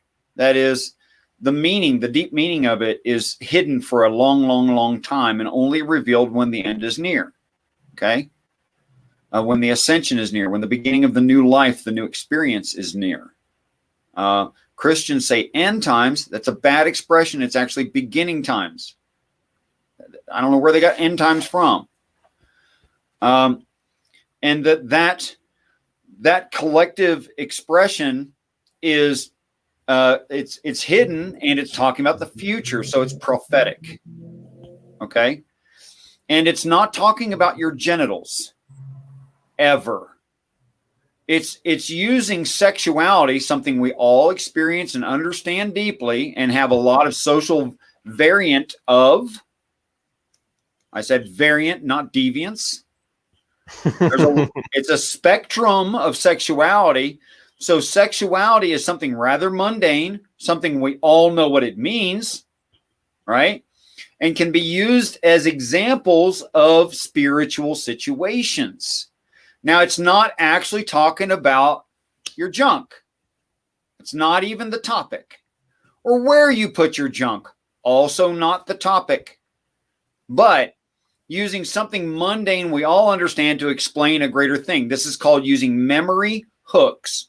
Our entire education system is based on memory hooks. That's why a child starts with simple math and works their way up instead of just starting with the hard stuff. Because starting with the hard stuff, the complicated ideas from the beginning doesn't work. You need the foundational ideas. You hang other things on those hooks and more things, and that creates hooks, and you more things on those hooks. And eventually you have a full understanding of it, hopefully. And that's what spiritual stories are doing. They're not talking about slavery, sexuality, murder. It's not the topic. And if it were the topic, it would be completely inconsistent, which is why you've rejected the text. Because some biased person who is all about laws has told you that the book's about laws, which is exactly what the book says not to do. Okay? They're objectively wrong according to the Bible. And I think what me and you are more than anything are people who are asking for a democratization and a decentralization of religion. We're asking you, go on your own journey. Seek God for yourself. I think Brady's point is basically the best way to really understand what end times in there really meant was that it was an end of a time, which led to a beginning of a new and greater time. Which, I mean, Nietzsche in the 20th century, Ouspensky, Gurdjieff, Jung, they all prophesize the same thing. It's like, we need to transcend or else. We need to transcend what we've been doing for however many thousands of years on this planet to some other way of being and acting, which unites us all and moves toward the progression of our species in the universe, or we will perish, period. Right on. So, okay, guys, and we're just doing this off the cuff to entertain you guys in the side chat because I really appreciate you showing up. And although there's super, super fine points that Mark and I don't agree on yet, we will when we know the full truth. We'll totally agree on the tiny points too. Yeah. But this is out of respect for you guys in the side chat and a show of appreciation. And I can trust Mark to almost always say the right thing, in my opinion. I believe he has prayer. He has had prayer, and he's trying to follow what he's learned in the past in prayer, and is sometimes in prayer answering your questions. So, moving on from there, think back to the day when you realized yourself that you are not part of your mom, and you're not an extension of dad either, nor are you a junior edition of your older siblings. That's not what you are. You're your own thing. Now, the day that you realized that, you went, wait a minute, I'm me. And me is different from everything else. Okay? That was your moment of Genesis. That was your day of Genesis. When you look back at that, you say, the beginning of me was this. And before that, I was like this other thing. That was the day you were born. Not the animal, but the mind. Oh, wow. Yeah, that's beautiful. So whenever we look back at a severe change, we call it our Genesis. That's a perfectly good, we don't always say that, but it's a perfectly good way to say it. Now go read the story of Genesis. And try to think of it as someone writing down a story, something they already did. What you're going to find is Adam and Eve represent man and woman on the planet. We don't know the difference between good and evil yet. We have not eaten of the tree. We haven't been offered eternal life yet because we haven't been ready for it. And it's during that entire process of our transition that we will hide from the face of God, eat of the tree of knowledge of good and evil, put out our hands and accept eternal life. All of these things. Okay? So Adam and Eve in the Garden of Eden is not God setting them up for a fall and then teasing them. That's not what it's about. I know Christians say that's what it's about. It's not what it's about. I'm sorry. They're objectively wrong, and it argues with the entirety of the Bible as a whole. It does. But what the Bible always says is the same thing repeatedly. I'm going to tell you the truth as soon as I come back for you. You will be inducted voluntarily, no force, into our already larger, greater, older society. Oh, wow. Lord. At which point we're going to fix your genetic material and make you live forever. Okay? And that's part of the deal. And all the rest of us are already like that, and we outnumber you greatly. And we've all lived on an earth just like you. Man. So that's what's actually being offered. Christians will tell you not that story. I want you to go into other religions and find me not that story. Go ahead. I dare you. Yeah. Knock yourself out. Have fun. And even for an argument of practicality, would you rather live by a story that makes you out to be not worth it, to be foolish, to be in not God's good graces? Or would you rather live in a world where you are special, you mean something, and there is a beautiful journey of transcendence which will bring you to greater heights in this universe, and have a family in what appeared to be a very lonely, dark, and scary universe? There are folks waiting for you, and they are so excited for you to be greater and to transcend your what you think your limitations are on this planet. I mean, just practically, which one would you want to assign yourself to? Would you like a beating every day in your mind, or would you like to think that there's something going on here and you're worth it, that you mean something? I'd like to choose the second one personally. Yeah, I mean, if I can choose a delusion, I'm going to choose a happy one that makes me love people and myself. Exactly, right? Because even on your deathbed, just a better delusion, isn't it? Yeah. I mean, and that's the best argument against someone who's an atheist or someone who's in the religion but steadfastly believes what they've been told is, atheists will call them all delusions, right? And so I say to an atheist all the time, which world would you rather live in? A material world that doesn't speak back to us, that's not magical, that's not fun, there's no meaning to your journey, you're just a meat sack and it doesn't matter? Or would you like to give yourself a little, like you can't prove right now, but that there is some majesty and magic and love and meaning in the universe? I accuse a lot of atheists as being a little bit of masochist. You know what I mean? To believe in something where you've really made the entire universe devoid of a deeper meaning, where if you let on the delusion, doesn't make life any worse. In fact, it makes it quite better. You have to discount, like we said before, that 0.1% radicals that take it the wrong way. There's 0.1% radical in every single ideology that's ever existed. So you can't use that as your defense. No, it's not. It's no defense at all. In fact, it's cherry picking your information. Yeah. It's Texas sharpshooter fallacy. It's literally a fallacy. Because like we know that how bell curves actually work, the majority don't think that way. They just don't. They don't. And it's a huge majority, by the way. Of course, there's a trailing end to both sides of a bell curve. Of course there is. What would you expect? We're talking about humans here. Yeah, and that's the thing they miss out, is that every single idea has that bell curve. Ideas are perfect, untouched by humans. They have this perfect kind of thing where they can just sit in the air and do nothing. So they're like perfectly neutral. When you bring humans into it, and every human's different, then you get the bell curve. The bell curve is literally the conscious process of complex data, right, that we build in language or whatever, and then it's produced outward, and you have to hold each individual person accountable by their merit, not the idea, which is a non-living entity that is only made alive through conscious human beings. Wildheart, I would address your last comment there, because Wildheart and I have had a relationship here for, I don't know, how long has it been, man? 2.5 years, or at least 1.5 years. I don't know. I rather live in a world that is true, to be honest. Well, yes. Mm-hmm. I think we all would. And we're toying around with it tongue in cheek, saying, well, if you're going to pick your reality, pick a nice one. which is fine. And people do pick their reality. What you believe, you have chosen to believe, every one of us. Now, the question is, what did you look into and what did you find persuasive and what did you decide was true? That's the question. Of course, you can decide anything is true and you can investigate anything and find plenty of evidence for it and become convinced.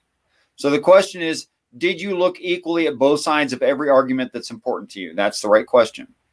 So go and look equally into both sides of every argument. And I think that the fact that you're here talking to us right now shows that you are interested in being honest. Okay. So I'm inclined to believe you when you say, I want to understand a world that is true. Okay. Now let me ask you some questions about it, about this true world as we understand it. It was Carl Sagan, and not so many years ago, said that it's impossible for there to be another Earth. And scientists lauded him, saying, yes, you're right. It's impossible for there to be another Earth anywhere. The likelihood of finding what we have here is extremely unlikely. And that's true. It's very true. I mean, the whole idea of evolution is dependent upon extremely unlikely circumstances, like the ancient atmosphere of the Earth, the ancient biological chemistry of the Earth, an RNA world. All these things are going to a DNA world, and eukaryotes ending up. Is it prokaryotes ending up in eukaryotes or eukaryotes? I get those two words mixed up. Which one's the more complicated, prokaryote or eukaryote? Eukaryote, right? Pro means before there. Oh, that's probably true. I thought it was the other way around, but like I said, I get it mixed up all the time too. Yeah, I'm not great. Anyway, the prokaryote cell ending up in a eukaryote cell. The likelihood of this stuff is very, very, very, very slim. Now go to nasa.gov and find that we have found 20 other Earth-like planets. And what do you want to do about it? Okay, it's an extremely common thing to happen this Earth. Okay, great. Is evolution equally with the same environment developed in the same way, assumably?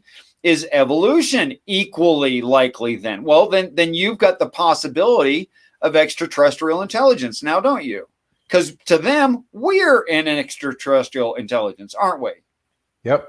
And if they're only 1,000 years in the future, can they be going with that? Oh, my bad. I'll let you. In 1,000 years, we would be deep space travel. I mean, you can imagine in 1,000 years. Come on, we would be deep space traveling, having mastered medicine, ended pain, suffering, crying, tears, death. Amen. That's heaven. That's the description of heaven. Yes. Everywhere is that having been already accomplished. Yep. Why would you assume that we're the first?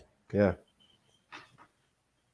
Scientists have now postulated, based on the number of the small area that we can see of Earth-like planets, extraterrestrial, that universe-wide there should be some 6.5 billion. That's with a B, billion of them.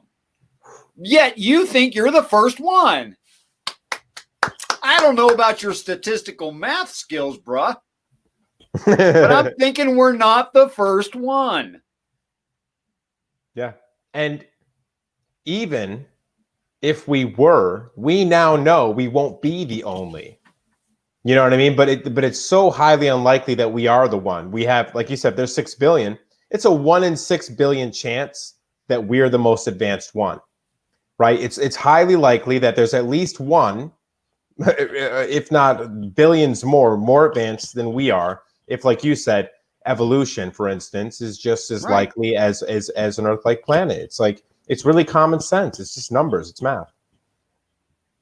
Okay, so let's say that there was some other civilization that was a result of a Darwinistic-like or synthetic or neo-synthetic Darwinism like process of evolution, and they just started 1,000 years, just 1,000 years. What about 10,000? What about 1,000,000 years? What about 10 million years? What about it like 1 billion years before we did? Wow. Well, to put that in real terms, let me take you down what that would look like. Let's say just 1,000 years from now, we had defeated all diseases. We found space shielding or healing, which made the space radiation not matter. And we started traveling through the universe. Let's say we ran across another Earth-like planet and we took our special high-tech stuff and we looked at it from a really far distance away. And what we found on there was cowboys and Indians or dinosaurs or whatever step of evolutionary process you want to assign that random time for them to have shown up. But for a few of them, let's say we went out and we discovered Earth-like planets and we found human beings in the beginnings of the gregarian societies, the end of societies doing just search and destroy, just foraging and hunting. So they're just coming out of hunter-gatherer and we see them and we go, holy crap, that's us.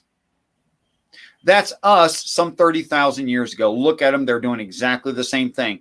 Well, if they keep doing exactly the same thing, it's going to end in nuclear holocaust in about 35,000 years. So you want to warn them against nuclear holocaust, or maybe the problem is a brand new chemical, or maybe a new experiment at CERN really does create a black hole that eats the Earth, or any number of, I mean, we could kill ourselves. There's a million ways for us to kill ourselves. Yeah. Yep. So morally, we're in a dilemma at that point when we observe them doing what we used to do. Mm-hmm. Now, what's the moral dilemma? You want them to have freedom and autonomy out of respect for their personage. However, you don't want them to kill themselves. So what do? I know what I would do. I would write a series of stories, and one that makes sense to every society on the planet, where I warn them not to do certain things, and I promise to come back before they kill themselves.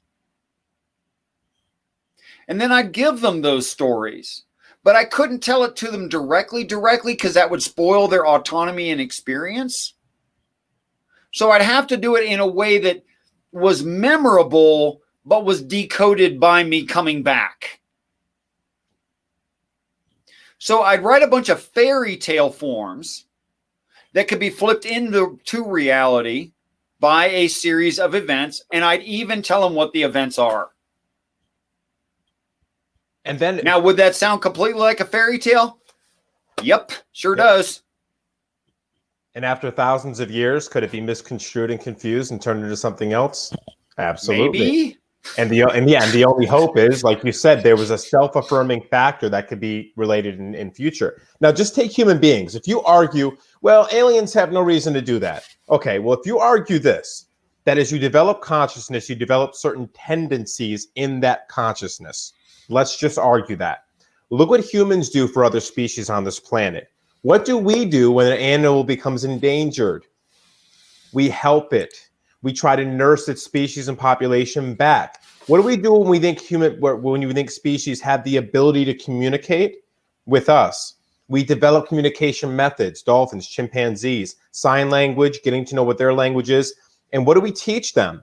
Fundamental things that will help them grow.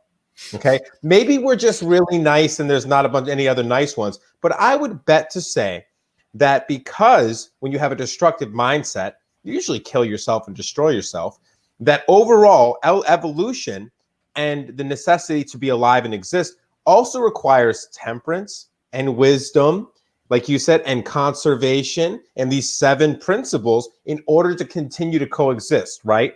Because when you make a nuke and you don't have those 7 things, you start dropping them on people without any justice, and you can threaten the entire planet. But if you have these tempered, these overall what we would call good virtues, you extend your own life and you extend the process of the universe. I hope Brady's still here because he said he wanted to learn one of those secrets that I talk about that I don't speak of. I'll give you a gist of one. There is a sense of aloneness and terror in the mystery of what the whole universe is. We try to create systems and blocks like, dopamine hitting behaviors and foods and all that, religions, different things. We try to develop these extra crutches so that we don't have to think about that. Imagine if you're a species. Let's say you're the first one of these near Earths that became evolved and conscious. You're the first one. There's no one else. It is very terrifying to be able to think about your own existence and think about there is nothing scarier than realizing you're conscious and realizing you're in this universe that you don't understand. Wouldn't you want someone to talk to? The alien civilizations have every reason to continually cultivate and grow other people and other species so that you can bring more people into the conversation. So you have one more set of minds working on what the hell's going on here. You got one more set of people you can hug in times of fear. And it's honestly, it's like witnessing another conscious being is like seeing God in a beautiful and comforting way. And I think that's part of why they do it. That's my opinion. And that's not even requiring them to be completely like us. Yeah, exactly. I have a very direct answer to this of Wild Heart from religions around the planet throughout time. I'll say it in Christianity because I think that's easiest for an American, okay, or someone of European culture. That old serpent, that old dragon, is older than the one calling it old. That is, Yahweh of the Bible is calling Satan older. Now, the first human being in the universe was called Adam, which refers to the color of soil being reddish clay, okay? But in its form, Adam, it means red like red clay, but in the face, okay? What makes us red in the face is we have emotions. Why would you name something, hey, this thing has emotions, if everything else before it had? And why would you say that in compared to nothing else? Either way, it makes no sense. Okay, so the first human being in the universe was named emotions, essentially. It was said, oh, this thing has emotions. That's weird. That's what made it different. It was developed out of a lower classification of animals. It was developed on purpose, but then it wasn't kept because it wasn't good for its intended purpose. And the reason it was no good for its intended purpose is because it was intended to be a slave. Problem was it was too smart, too independent, autonomous, experiencing emotions, not doing things grief. Based on practicality. It could have grief. It could be embarrassed from being a slave. So this was not good as a slave. So they killed off all but one, but because its mother, its gestational mother, not its biological mother, was significantly less intelligent than that, it did something stupid. It's kind of unpredictable. Stupid things are often kind of unpredictable, whereas logical things are really predictable. It literally waterproofed a basket and sent the thing down the river. But the master class of that civilization, there was a young female there, not for emotional reasons, but I'm sure for academic reasons, thought, well, that's interesting. Here's one of those that was supposed to be killed off. I'm going to hide it from Dad. I'm going to keep it. But then when it started to grow up, it was not just a novelty anymore. It was weird. It was really weird. And in fact, the leadership of that master class decided to put it in charge of almost all the master class and all the slave class. So the master class, the headmaster of master class, recognized this thing was different and had abilities. Of course, eventually it being autonomous and its master not appreciating autonomy, had to fight for its own freedom. It took material goods away from its neighbors. That is basically theft. And never returned those goods and struck out on its own. Right after it was made from, and yes, there's a high count of stem cells in a human being's ribs. Right after it was made a female by that God, general group God, which does not necessarily mean Yahweh, which I think are the scientists of Satan who granted this one case, this one special occasion, a female. So when God put a deep sleep on Adam and took from his rib and made him a woman, I don't think that was even your God.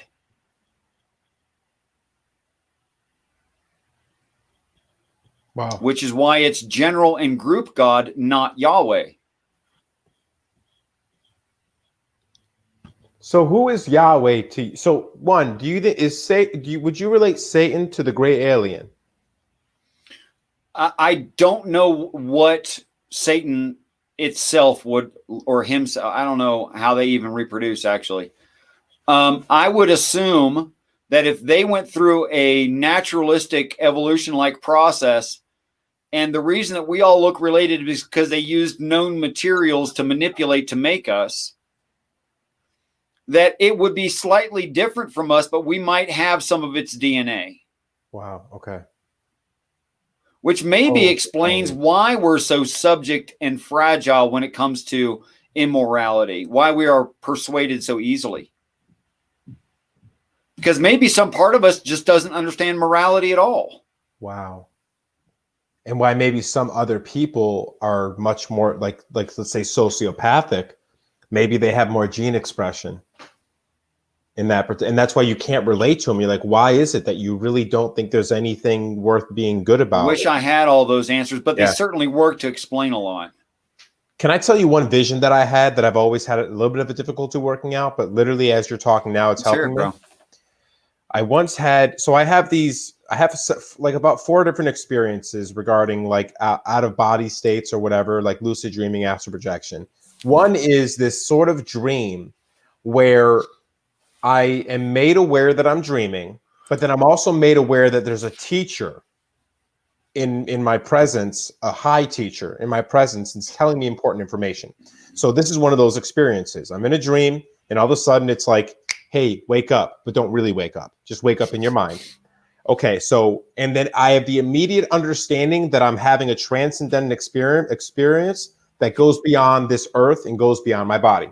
Almost immediately, and I can pick up on the entity, a bit about how they feel, a bit about their soul, I guess you might say, like their personality, okay?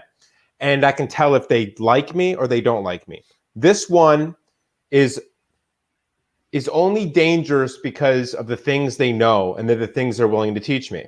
So I'm put in front of a white background, a backdrop.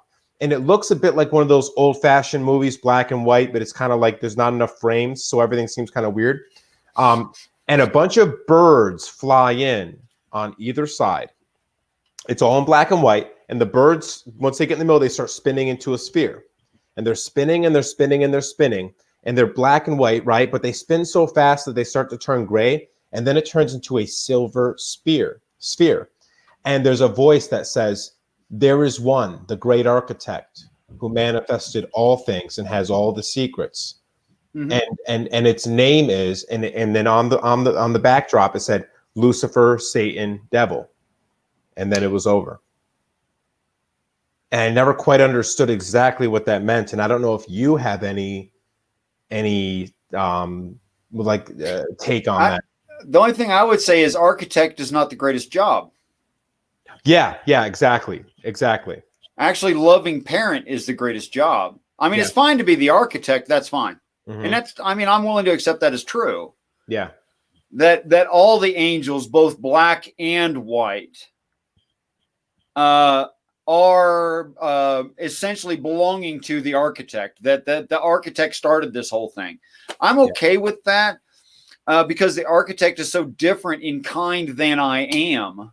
It's not the same species that I am, that I feel, although it wouldn't agree with me, that I have a claim to autonomy because of consciousness, because of emotion. So for me personally, being a human being, I don't think it's all about like physical ownership of things. Just like some of us say, well, I don't really own the dog. The dog and I are friends. Well, I think that's the right attitude in respect of the dog. Yeah. And because it is its own thing that is not you. But some people look at their dog and they attach it, they make it go hunting and then they throw it in a cage at the end of the day and they never pet it. Yeah. And that's not respecting the dog. No. Okay. And there seems to be, for the most part, a consensus that if a being is conscious, there's this unspoken rule that we should have respect for. I wonder where that comes from, right? Yeah.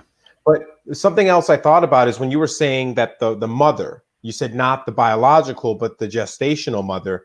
Well, one, I'd like to hear more on your take on that, but I'd like to reference this interesting archetypal story that comes over and over, and that is there is a great father who supports the manifestation of consciousness, but there's like a God's brother or God's subservient or whatever who likes the divine and perfect nature of how the universe unfolds itself, and that human beings were a hiccup in that whole thing.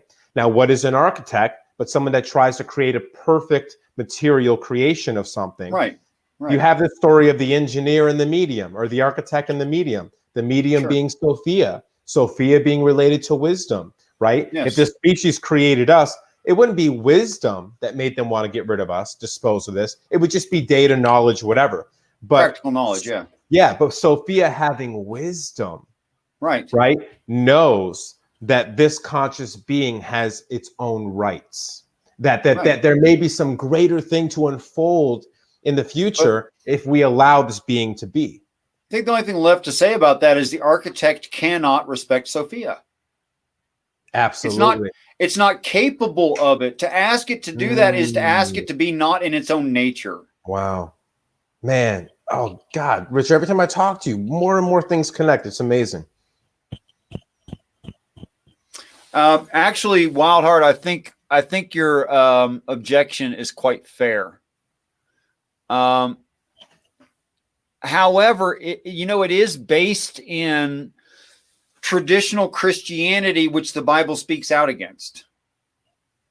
Okay, so I'm not picking on you personally. When I say these things, I'm picking on Christian doctrine, which is why I'm against Christian doctrine.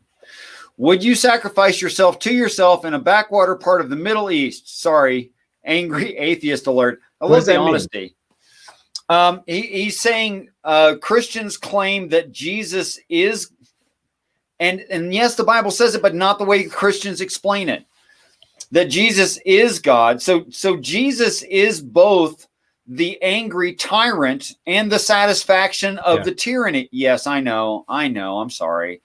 I'd like to apologize to everyone right now for all Christians who say things that don't make any sense. Yes. And the Bible doesn't say those same things. Okay. It's misinterpretation of the text. Okay. So what does the Bible say about Jesus? If you go to the book of Revelation, it's Jesus teaching the book of Revelation to John. He's speaking it. Okay.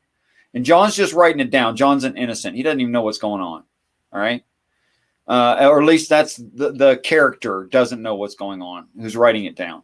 Okay. So it's a state of innocence in the writing.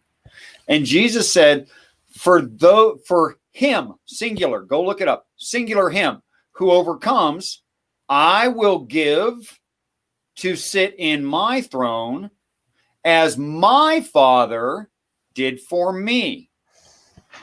Okay, so the middle guy is talking, says, I got this, I'm going to give it to you.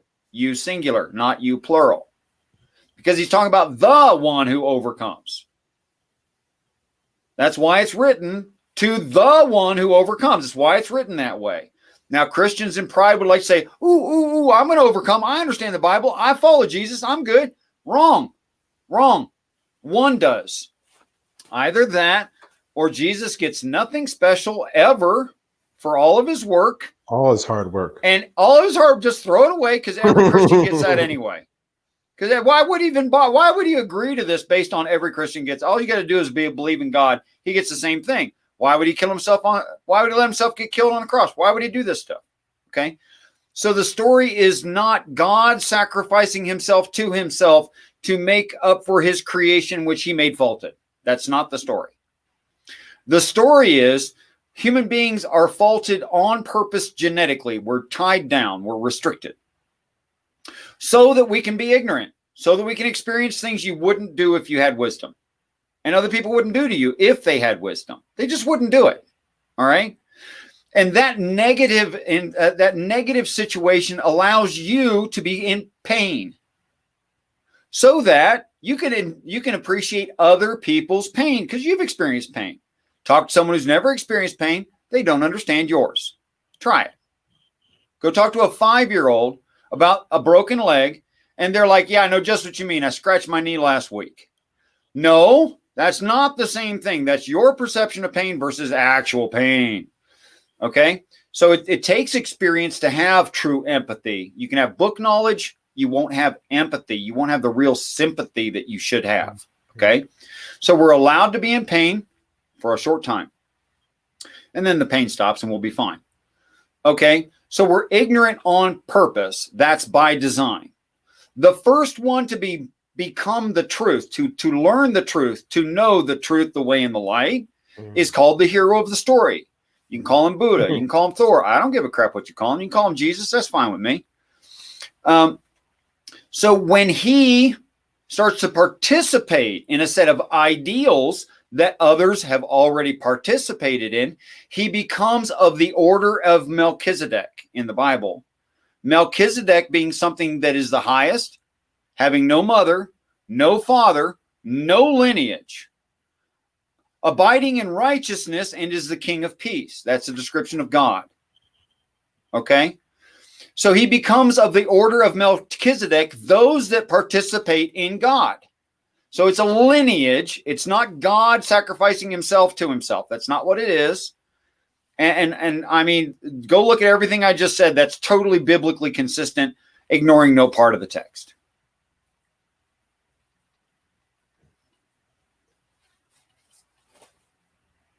Well, I guess what the most interesting thing for me is through all my visions and words, I've received not two contradictory schools, but I've very much received two very different schools of thought, and I get them interlaced one over the other. One is love, compassion, love, compassion. The other is fighting fear, evolve, evolve, evolve. Understand wisdom and knowledge of this universe. No matter how scary it is, you have to dive into the dark. And it goes back and forth and goes back and forth. And what I've denoted these two things is the Jesus wisdom and the Lucifer wisdom. Mm-hmm. That's really how I've seen it. I don't feel super comfortable talking about it all the time, because when you say things like Lucifer, it really freaks people out, at least on that particular side. But I've come to this conclusion that you need these two schools of thought in order to transcend, which would really connect with you if we're thinking that possibly these forerunner creators maybe is like this Lucifer engineer type archetype, and then these other ones, these advocates like the Sophia and the Father, are more the love compassion teachers, and that you need both of these schools of wisdom in order to have a balance. You can't be too loving, you can't be naively compassionate, you'll get yourself hurt, but you can't be cold and calculated without respect for other conscious beings who have emotions, or you'll just go on destroying things and causing trauma across the universe. So it's like, man, it only makes Mark, how would you know good without knowing evil? How would you know evil without knowing good? How can a fish know what water is until it jumps into the air? Right. Yeah, because you're completely inundated and saturated with it. It just is. So you wouldn't know if anything besides that thing. Yeah, you're right. Unless you had both. Wow. Okay, man. So to be a real adult, you have to understand both sides of that. Yeah. And all the implications thereof, and better yourself in every way that you can, realizing every new lesson, and making selfish and wise selfish decisions. Yeah, which lends to the idea of the meek. And so then what would the Christ need to experience in order to have the greatest good and the greatest wisdom? Well, what would they have to do but to suffer more than anyone has ever suffered before? I mean, I personally wished that during the Trump administration, there had been more of his personal suffering in the past. Oh, yeah. What do you mean by that? That went over my head. He would have understood the people better. Yeah. Mm-hmm. He could have been more compassionate, more understanding. Maybe understand the plight of what it is to be a poor person had he ever been poor. Yeah. That's his biggest criticism too, is being kind of far removed from the empathy or the And experience of each individual. it's exactly those kinds of things that made the great presidents names of people who were commoners. And they elevated themselves into the higher class, but they understood what it meant to be born in a shack in Kentucky. Which is probably why we don't have any good candidates that we really want to vote for, because they all come from entitled and privileged. Wow. Yeah. They man. have to. Yeah. Because now it's a media race, and media costs money. Yep. Yeah, man. Wow. We walked right into that one, didn't we? It was an eventuality. I think we couldn't have avoided it. Yeah. Why do you think it's an eventuality? That's probably a great question that you probably understand really well. Is we've talked about this as a necessity to be an eventuality for the suffering, but thinking about our species, why is it that our species moved in this direction more, and you only have your outliers like you and I talking about trying to transcend and understand compassion and wisdom? Why is it that en masse human beings seem to be throwing themselves off a cliff, while only having a couple of those great sages who just end up disappearing into the mountains because they can't take society? Why do you think our species moves like that? Or is it just because of these influences, these higher intelligence influences, working this story out so that we all can understand suffering? All of the above, actually. And I would justify that quickly. All the great leaps in technology have been counterproductive, deadly. Yeah. And they didn't come in a natural progression where we metered it. It was like all of a sudden jump forward and we go, oh, wow, here's this crazy, crazy thing. Let's try it. You know what I'm saying? Yeah. Yeah. And we call the people who came up with those things genius. And all of them claim to not know why they knew it. Well, when someone knows something, they can't justify why they know it, yet it's true in reality. I think it didn't come from them. I think it's stolen information. You know about Hitler and the occult, right? Yes. Lots of medical breakthroughs. Rocket ships, the float, like the Bell experiment. Okay, so then, moving on from everybody said it. Tesla, Einstein, all of them. All of them said this. Mm-hmm. They all said, I don't know how I know this. They all said that in some way. Okay. All right. So why wouldn't God stop it if it's all evil? Well, it's not all evil exactly. Even that which kills us may not be all evil. For one thing, it provides suffering that we need. Now, you might not like to hear you need to suffer, but you need to suffer. I'll just go ahead and say it. I needed to suffer too. My time of suffering is over. I'm okay now. Yeah. All right. But I did need to suffer. I promise you.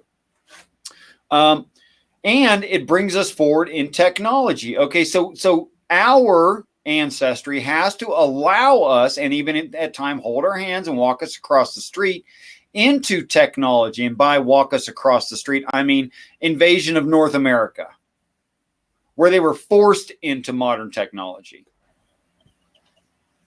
Was that bad for them?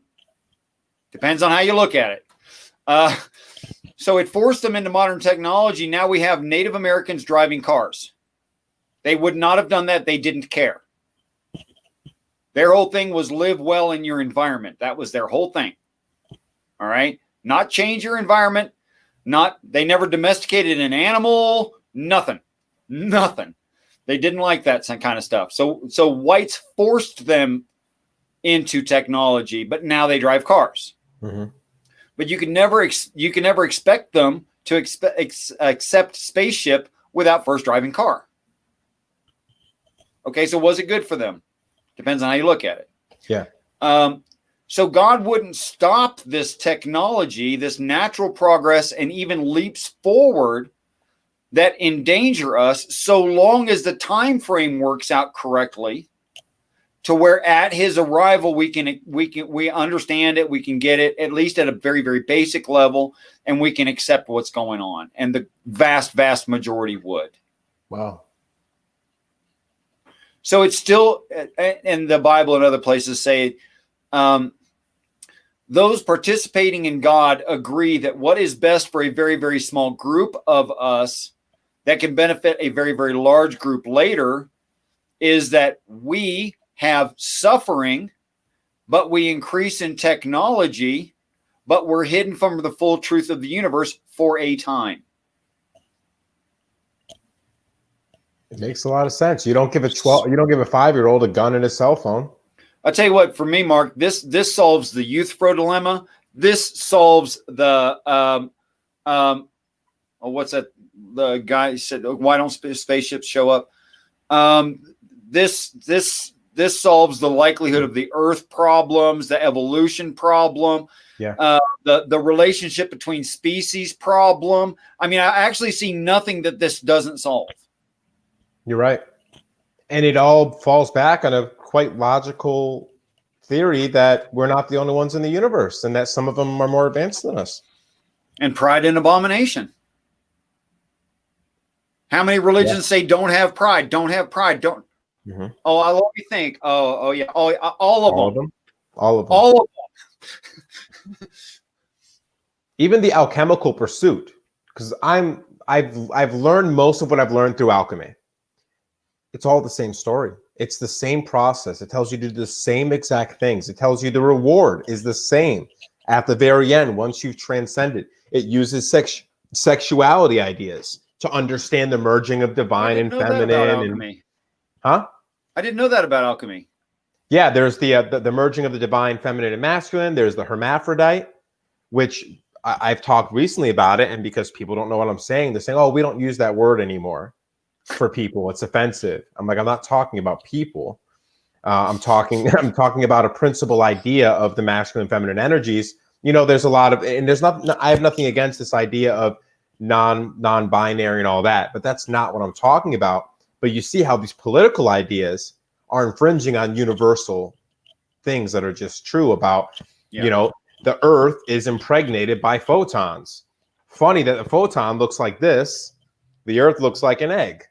Yeah. And then you have sperm and you have egg. It's like these things, this idea of a masculine and feminine force isn't what you think it is. It's not a man with genitals and a female with genitals. It's these forces that one sort of has all the information and material stuff to manifest it. The other has this initial striking energy, which forwards it through time.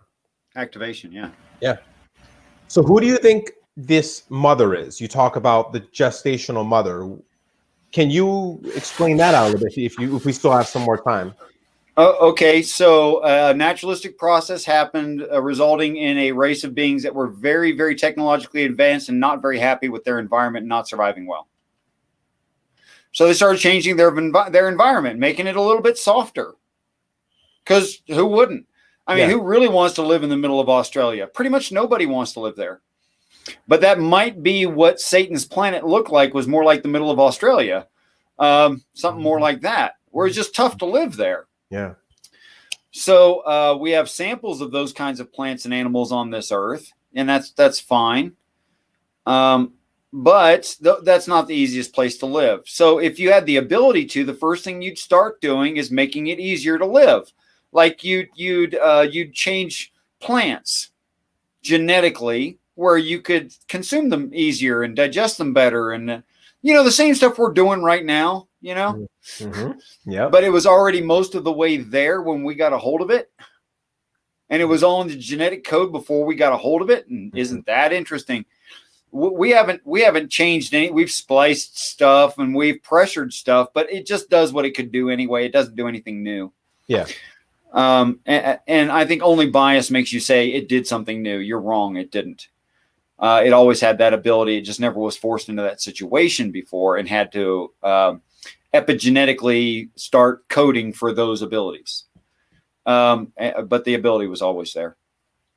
So it started manipulating its environment, and first probably plants, then animals, and at some point it said, well, wait a minute, this kind of animal that has, an opposable thumb is really useful. This one's great. Let's see what we can do with that one. Let's improve that one the most, because that thing can really do some interesting stuff. So let's develop that one. And that's why you have so much close gradation in the fossil record, whereas other places you have huge gaps. We have finer gradation from a proto monkey human into human than we have anywhere by a lot. I mean, go look at it, man. Oh wow. You don't kind of get that kind of very extremely distinct step-by-step gradation from Pakicetus to whale. You don't get that. Forget it. You're not even close to it. You get like 6 samples that make a rat into a whale. Come on, man. You only get 6 from rat to whale. You only get 6, or you freaking maybe 9, some people, but not near enough steps. It's not like chimpanzee-like thing. I'm not saying chimpanzee, a proto-chimpanzee human to human. Oh my, and all the great apes, fine gradation, really small steps. Why would that be true? Because somebody was playing with it. And they're looking for just the right thing. Wow. Oh, and by the way, Moses took his people with him, even though he wasn't related to them. He wasn't directly exactly the same thing. He had no wife. He still took them because he had morality, which is brand new. Like, what are you doing? What was this morality thing? You've hardened my heart. I can't understand you. You know? Moses in his nature hardens the heart of Pharaoh. He can't even help it. Like, Pharaoh can't get it. You're not getting that. Yeah. Okay, so I reject you instead. Well, he rejected him. He let him take a bunch of materials with him, took a bunch of the slaves with him. Now, at some point, like and I take this from my military training, this example. If you have officers that you care about and you need and you want to survive, you don't send them in with pistols on the front line, because that's dumb. They're going to get killed. You're going to lose your officers. No. You send in the less valuable troops first, and you give them big guns. Yep. That's what you do. Because you don't want your officer to have to lug around this huge, heavy gun, and you don't want to lose your officers. And the officers have the mind. Right. They're the smart ones. You want to save the smart ones. Right. So let's say you had created an Earth, and living on it in that time frame, and we see this in the fossil record, was big, scary animals that'll eat humans. But you don't want to put your valuable ones, but you do want to, like, trailblazers, beat down a path, make the lion a little bit more respectful. So what do you send in first? Your big. Well, you send an animal that looks the same, but is lesser, but it's stronger. Wow. Is that not exactly what we see? Wow. You're right. Because you wonder, they keep on saying, why isn't that the bigger, stronger one that didn't win? Yeah. It wasn't that less intelligent, but every time you see the bigger, stronger, broodier one and less compassionate one lose every time. Yeah. Whoa. So that's my theory on the fossil record. Yeah. So God set it up on purpose because it'd have to be done that way. You couldn't do it different. Interesting. So who is the gestational mother? Is she a species? A slave class from the last generation. How did they negotiate? They didn't. How you mean? How did Moses negotiate his autonomy and freedom? Like why? What was the convincing that stopped this other race that created wiping us out? Who was there, or what was there to say, hold up a second, what exactly is that thing? Okay, so let's put yourself in the position. Let's put you in the position of Pharaoh. Okay. Okay, so you're genetically manipulating slaves, and by a freak stupid thing, one of them survives. Then your kid picks up this one that survived that was supposed to get killed and hides it till it's like 13. Okay?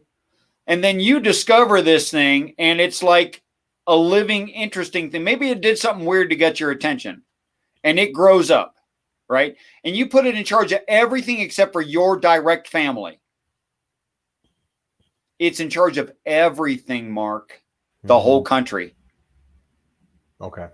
It's challenging your position. And it's smarter than you are. It's a real, no joke threat. It could take over. Are you sure you wouldn't get rid of it? You'd want it gone. So, but what stops you from not just literally killing it? Like stop, like ending its ever possibility of being in the universe. What stops them from then doing that? I think it was smarter than the Pharaoh by a lot. And it had this intrinsic ability where it could understand the actions of others. It had empathy. It had an edge that couldn't be defeated. They couldn't sneak up on it. They couldn't kill it from behind. They couldn't poison it. They just couldn't get rid of this thing. So were they not advanced enough with technologies and weapons to take it out? I think it had intuition, Mark. It has what we take for granted, the thing that hooks us all together. It had humanity, and humanity is such an advantage over logic. Yeah. It had humanity, and that was very, very different. It couldn't be understood. I mean, it's like to say, why couldn't the Pharaoh kill it? Is kind of like to say, why don't lions sneak up on us and kill us? Okay, so you think we have a sure the lion's stronger. Sure, it's more vicious. It's got bigger teeth. It's got bigger claws. It could take you anytime. But you're smart enough to avoid the freaking lion. You know how. You already get it. Yeah. Because you're just that far above the lion. And what's the lion going to do? And possibly also the Lord, this larger organization, maybe they have political hand in play too, right? Are there maybe some species that are like on our side and are advocating for our growth? Is there maybe? Oh gosh, it's impossible to me to say, except for that in God's house are those who are not lying, who are calling him not their God, or attaches, people, beings, not human beings, finding asylum in our Father's house. Those sorts of things. I don't know exactly because we don't need that detail. It's not written in the story yet. It's not necessary extrapolation to say, oh, they must be seeking asylum. I don't know that. I don't. And it doesn't necessarily mean that. But this idea of cosmic politics, of various in a multipolar galaxy, where kind of like in the United States, no one can just blow up a whole country, right? Because other countries will step in and say, hold up a second. Those are free, autonomous people. I think possibly another thing comes into play is that there are other species that are like, hold up, bud. You don't get to wipe out the whole planet, okay? These people have their own rights and consciousness, and we have a dictator over here that anytime something becomes conscious, you've got to respect it. That's a rule. Right. That's rule number one. So I think maybe that comes into play. I think that may be an actual rule of the universe, yes. I would imagine if they got so advanced, I'm sure somebody, a few species came to that conclusion at least.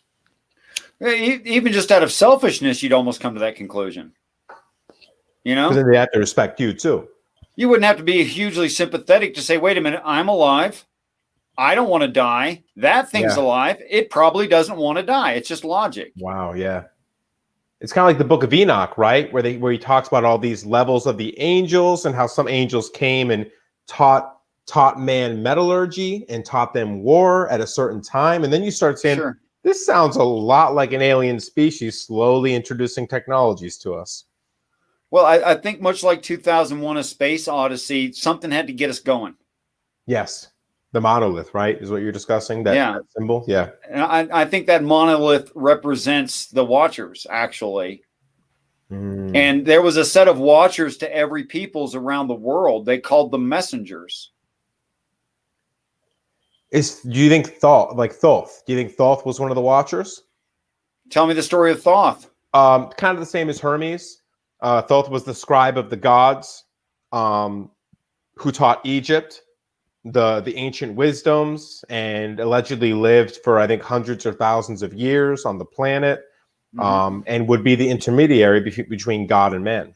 Or Prometheus, or just whatever story you want to reference. Hermes, yeah, sure. Yeah. Yeah, absolutely. Very cool, man. I mean, right down to the Native Americans and the original tellers of the Dreamtime of Aboriginal Australia, and it's just everywhere. Yeah. And why would they all? It's right there. It's staring us right in the face. How could they all come up? There was either one ancient super civilization, and an impeccable dialogue was transferred across so many different nations, where they even changed their language profoundly and were able to retain in order to accept purity. The dialogue. Yeah, and still retain the purity. Or a more likely one is there was a higher transcendent being that then already had the cohesive document, and because they were more advanced, were able to translate it into purity into each individual part of the world. It'd sure be a lot easier than the other explanation. Absolutely. And what do they say? Well, I forgot which rule it is, but the simplest explanation is usually the explanation. Yeah, Occam's razor. Yeah, it's usually the case. Yeah. I mean, we base forensic science just on that. Yeah, you absolutely. collect data, you hypothesize as to what might be the explanation, and the most likely explanation, the most plausible explanation is usually it. Yeah. And if that's not the answer, seek Sherlock Holmes, because you need something better. Exactly. Yeah. You have to get more defined if that's not the answer, but it usually is the answer. Seriously. Yeah. A lot of what you said tonight. You go ahead. Which is more complicated? This is the only Earth ever, and evolution happened once right here, right? And will never happen again, yet there's other Earth-like planets. Or it did happen somewhere, it didn't happen to be here, and crap from over there was translated over here on purpose. Yeah. Oh, and it's much more likely an intelligent was interfering. That's much more likely than it happened right here. Yeah.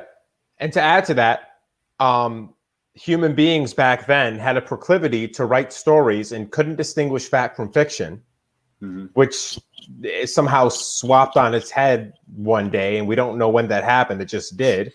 Or there is more meaning in those stories, and they were distinguishing fact from fiction, and we just confuse it today because we no longer understand what they were saying. And it might be so bad that almost no one ever did. Yeah, exactly. I mean, the Hebrew haven't changed their mind about what their religion is and what their God is and what it means. Yeah. I mean, there's pockets, but generally overall, they haven't changed their mind. You have to be completely disconnected from reality, which requires like a mental illness or a brain injury in order to not be able to distinguish real from fake. Yeah, I think so. And I don't think most of the population over the course of entire history had that problem. That doesn't make any sense at all. Yeah, and here's another thing to throw in the mix to make it worse.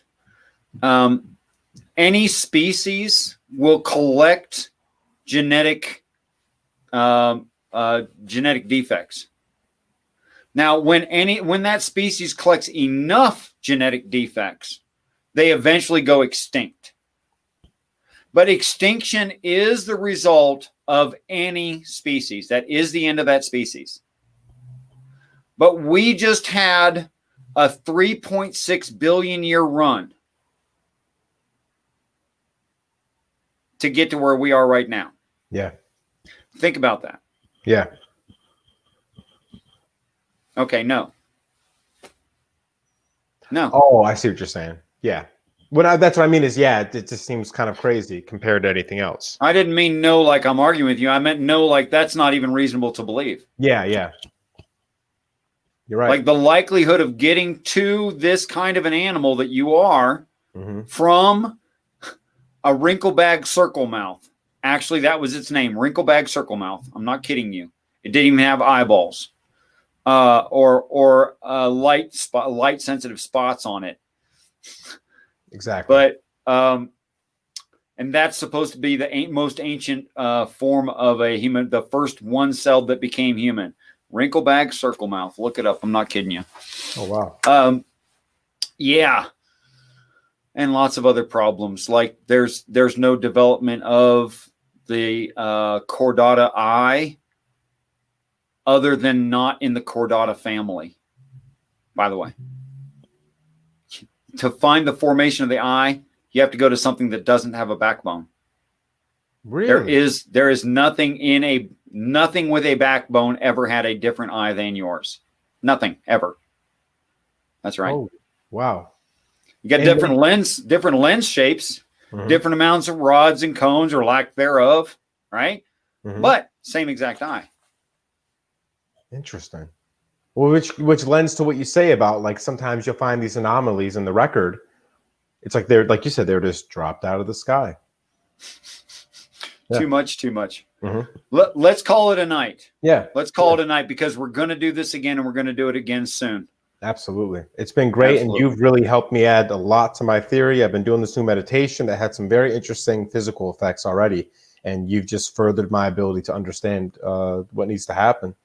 The Christ will make itself. We will produce the Christ as we were meant to. It's just a matter of logic in my position. So whether or not one of us that we know is becoming it, or we're just a part of that conversation that manifests it, it is our destiny. I believe yes. Yeah. I believe that is true. Yeah, man.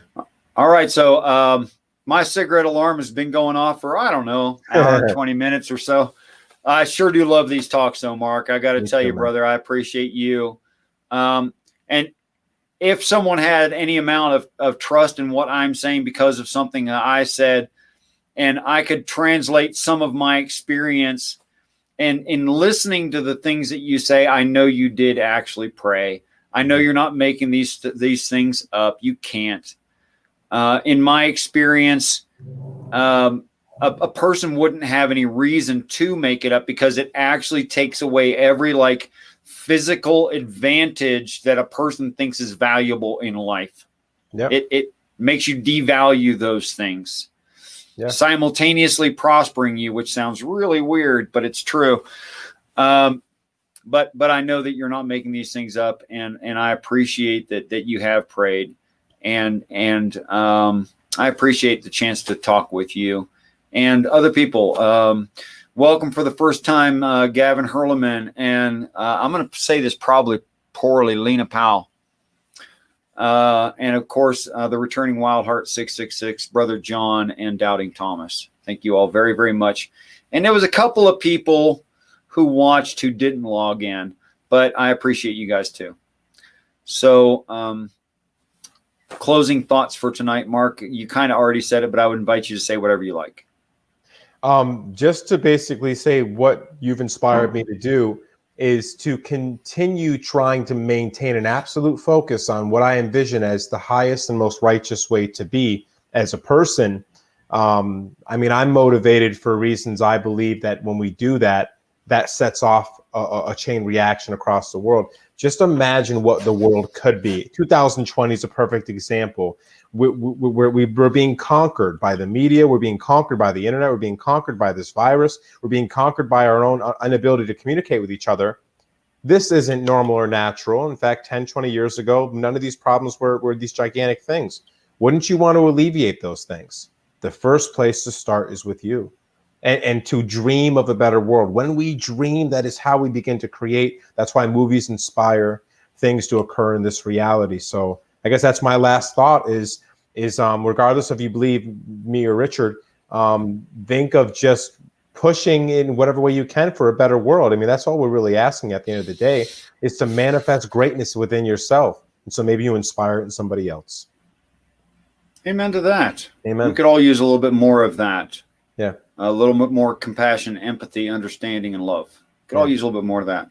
Yeah, it's not just gushy love stuff. It's practical. It works. Like it'll make things better for everyone. Amen to that. Amen to that as well. Yeah. All right. So peace and respect to you all. I bid you all adieu and good night. And in closing, I want you to know that I really do look forward to the day that we're all great friends. I really do. And I truly believe that's going to happen. Good night, all. Till next time, which will probably be like 2 or 3 days from now. Yeah. We'll do another one of these. Right on. More than likely, yeah. Okay, I'm going to kill it. All right. Dead.